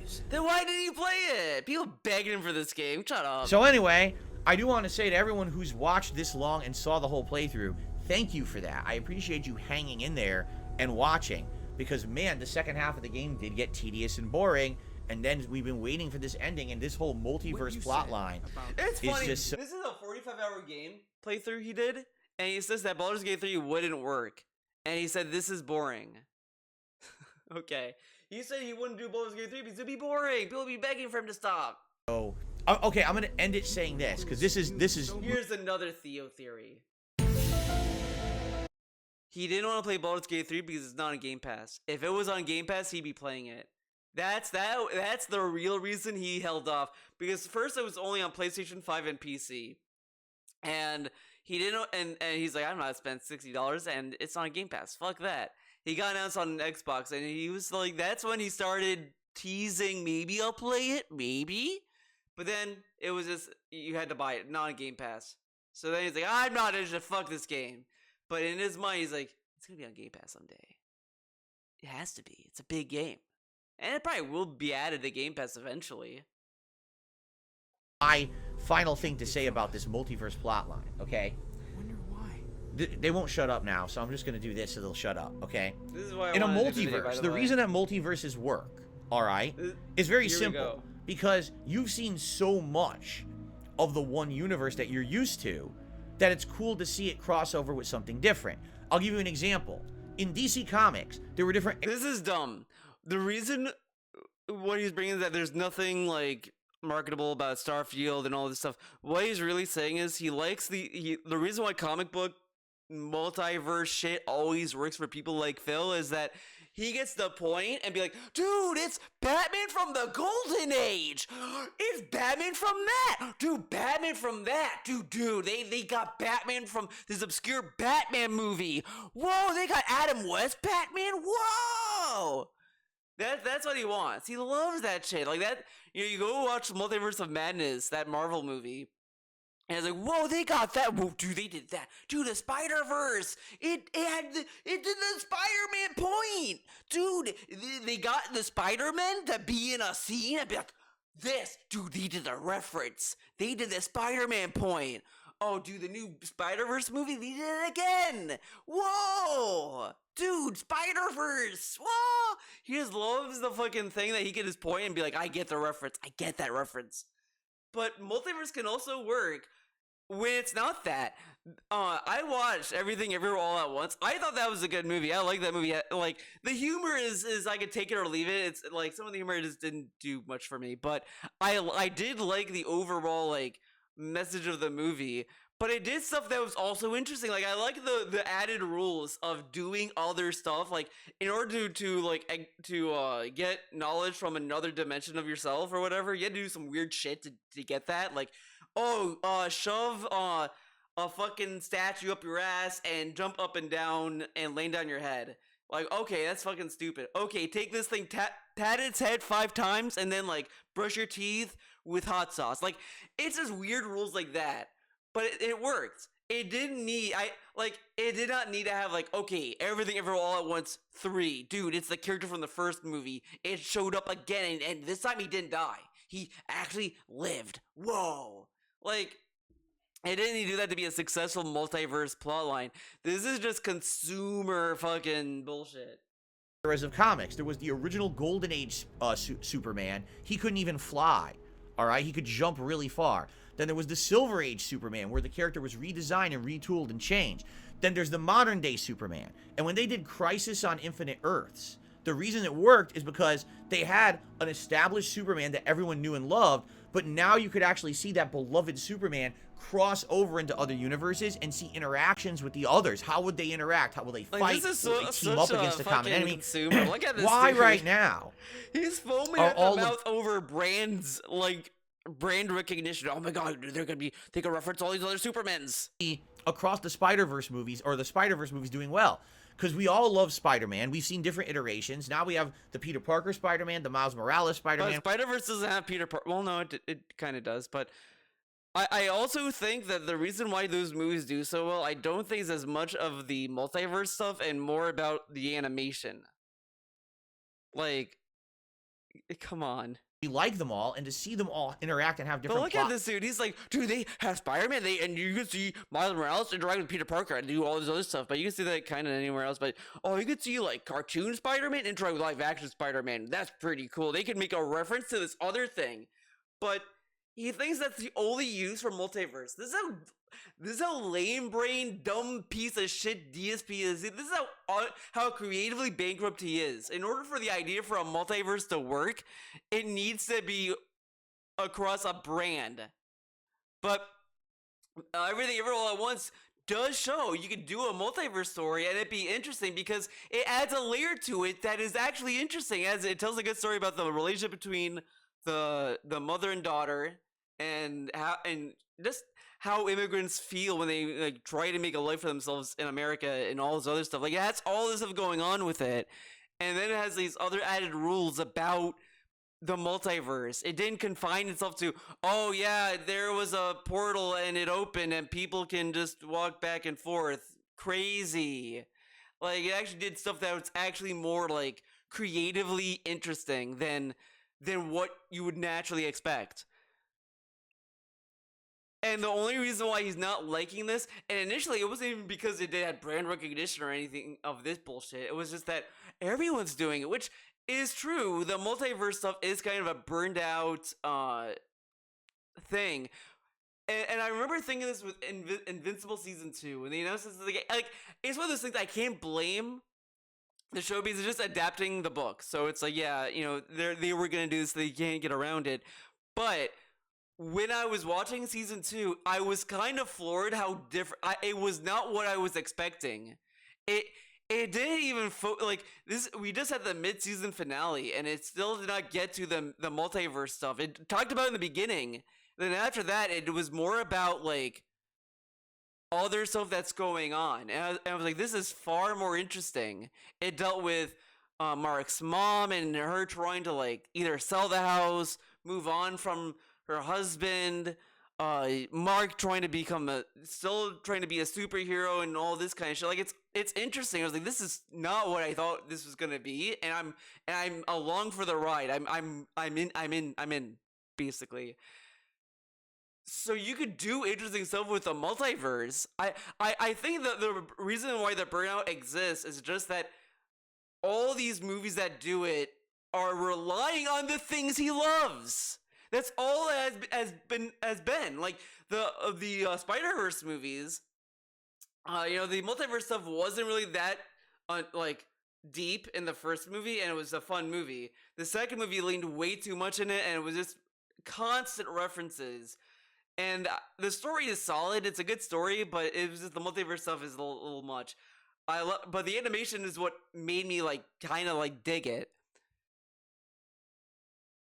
And that's it. It's just that's like the saving grace of the Spider-Verse movies is honestly the animation and a decent story. But if it wasn't for that, for those two things, I don't think these movies would be memorable. I like if you take the Spider-Verse, the latest one, and just made it to a live-action movie, and it's just a typical Marvel movie, no one would care.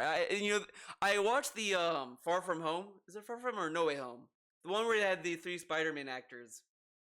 And it was such a forgettable movie. Like, it was really just, dude, Tobey Maguire, oh, Andrew Garfield, look at them, they're doing stuff. And it's like, okay. Like, I kind of just didn't care. It felt like I was watching it because it was a obligatory viewing because everyone was talking about it. And it's like, I do not care. And this dude would probably like jump up and down watching that movie. Like, dude, Tobey Maguire and the other guy talked about having a black Spider-Man suit, and then the other one was like, I wish I had a black suit too, and it was so funny. In those movies, it works, right? We had the multiverse in the Marvel movies. Why did it work? Because we had 20, 30 movies already, and now to see different versions of the characters cross over. This is Starfield 1. This is not Starfield 2, 3, 5, 10. This is Starfield 1. We barely even know the characters in the game. We barely even get to care about them. And now they're expecting me to care for the fact that they're dying, but then there's other multiverse versions. Dude, you're playing the game and you're getting invested in the story. You should kind of care. Again, how was everything ever all at once able to make me care about the main character? Because this logic is kind of flawed when you think about that movie. Like, again, the humor is whatever, and I could take it or leave it, but I did like the characters, and the ending did kind of make me feel a lot about the main character. I was like, oh, this is actually like meaningful and all this kind of stuff. I actually thought about the stuff that's going on, because the mom just was trying to do what's best for her daughter, but she wasn't realizing that she was kind of pushing her away in other ways because she wasn't making her feel like that she's worth something or whatever. And it's like that's actually like a nice like thing to deal with in a movie, in the story, and all this other stuff. And that's what made it work. It's just like I just wish I could like point at a character and say, dude, that's from Starfield 1. Wow. Of them, and they're all crossing over.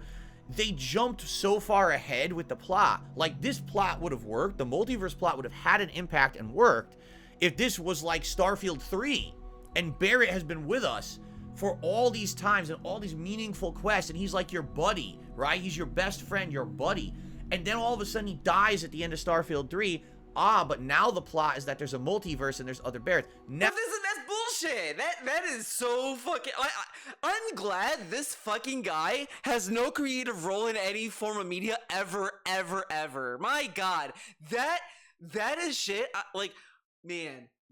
I know. I like a few people like enjoy My Hero Academia, and I've been reading the manga, and I've said this, like, I like the ideas, but there's stuff about his writing that I don't like, and there's stuff I would argue I could look the other way in the beginning, but the latest, most recent stuff, I just feel like, man, some of his writing is kind of like I'm not a fan of some of the decisions he's been making, but there's stuff there that just cheapens an issue. An issue would build up this, and would be like, oh fuck, and then the next page, the next issue, all right, he's walking again. It's like, oh. So why? So I have kind of an issue with that kind of shit. Like, if you're gonna kill someone, just fucking do something. If you're not planning on killing them, at least do something cool with it. I don't like this, like, I don't know. I'm getting kind of tired of these fake death bullshit, and then having this like, yeah, this character dies, and then like the multiverse happens, and you can come back. Like, fuck that.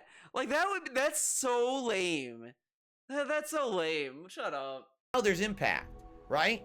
But the fact that the way that they tended us to care in the first iteration of their universe, and literally when they make it a multiverse plotline like that, nothing matters anymore. So now but then why would that? So if Barrett, oh my God, man. So if Barrett died in Starfield 3, and then in the same fucking game, they open the multiverse, and then Barrett shows up alive, that would be that would be good.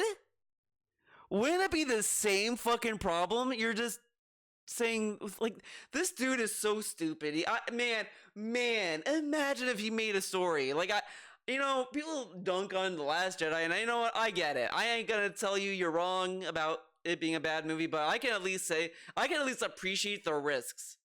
Like, I can at least appreciate it, because if you look at if Episode 9 was never made, you can at least be like, okay, they made risks and whatever. Episode 9 tried to remedy the fixes, the risks, and no one, and it pleased nobody.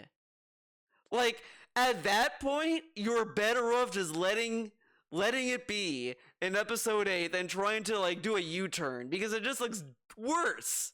Because when you make a risk, it's like, yeah, you're gonna piss people off, but there's gonna be people who appreciate it. But if the people who are pissed off about the change are not swayed by the U-turn, you're not only will they still be pissed off, that people who like the risk will be pissed off that you did the U-turn. So you're pleasing nobody with doing that. So, like, with this, it's just don't make any risks. But if you take a risk in the first game and you belittle it, that's bad. You can just belittle risks if there's 3 games. Like, shut up, man. Enough of this. I just invested of my 40 hours of gameplay is meaningless because it all resets anyway. So who gives a shit what you did? And I'm also pretty sure this dude made a criticism about another game where they changed something, and it's like, oh, this made me feel like the other games were pointless. Like, I wasted my time playing the other games. But whatever. Screwed up. Multiverses work, but not in a first iteration of anything. Final Fantasy 7, man. Whether it's a show, a movie, a video game, you have to have multiverses be meaningful. You can't just have it appear and people will care. This multiverse plot falls flat on its face, and they fucked it up. So I'm sorry, Starfield is a giant disappointment. It's a huge fail for Bethesda, and it's actually my least favorite Bethesda RPG I have ever played. That's my opinion. I thank you all for tuning in, watching, and supporting the playthrough. I do hope you enjoyed it, but I don't foresee myself coming back to this game anytime soon for any good reason. I think it would be a waste of time when we could be playing better games. Thank you, everyone, for watching. I'll see you soon. See you soon on what? It just says see you soon. Okay. That's it for this fucking video. God damn, it's 3 hours. Dude, I was, like, booting up this video thinking, oh, this video's gonna be, like, maybe 2 hours. Maybe 2. And yet, here I am with a 3-hour video. How do I do it? Are you gonna boohoo? Or are you gonna yeehaw? Alright, you gonna boohoo or you gonna yeehaw? You gonna boohoo or yeehaw? Are you gonna boo? Oh god. Alright, that's it for this video. Thank you for watching. It was a fun one. I delayed my lunch for you guys, so you're welcome. I sacrificed my lunch for you. For you, the people. But I'll see you guys next time. And always remember, it is always time to skedaddle on out of here. Bye-bye.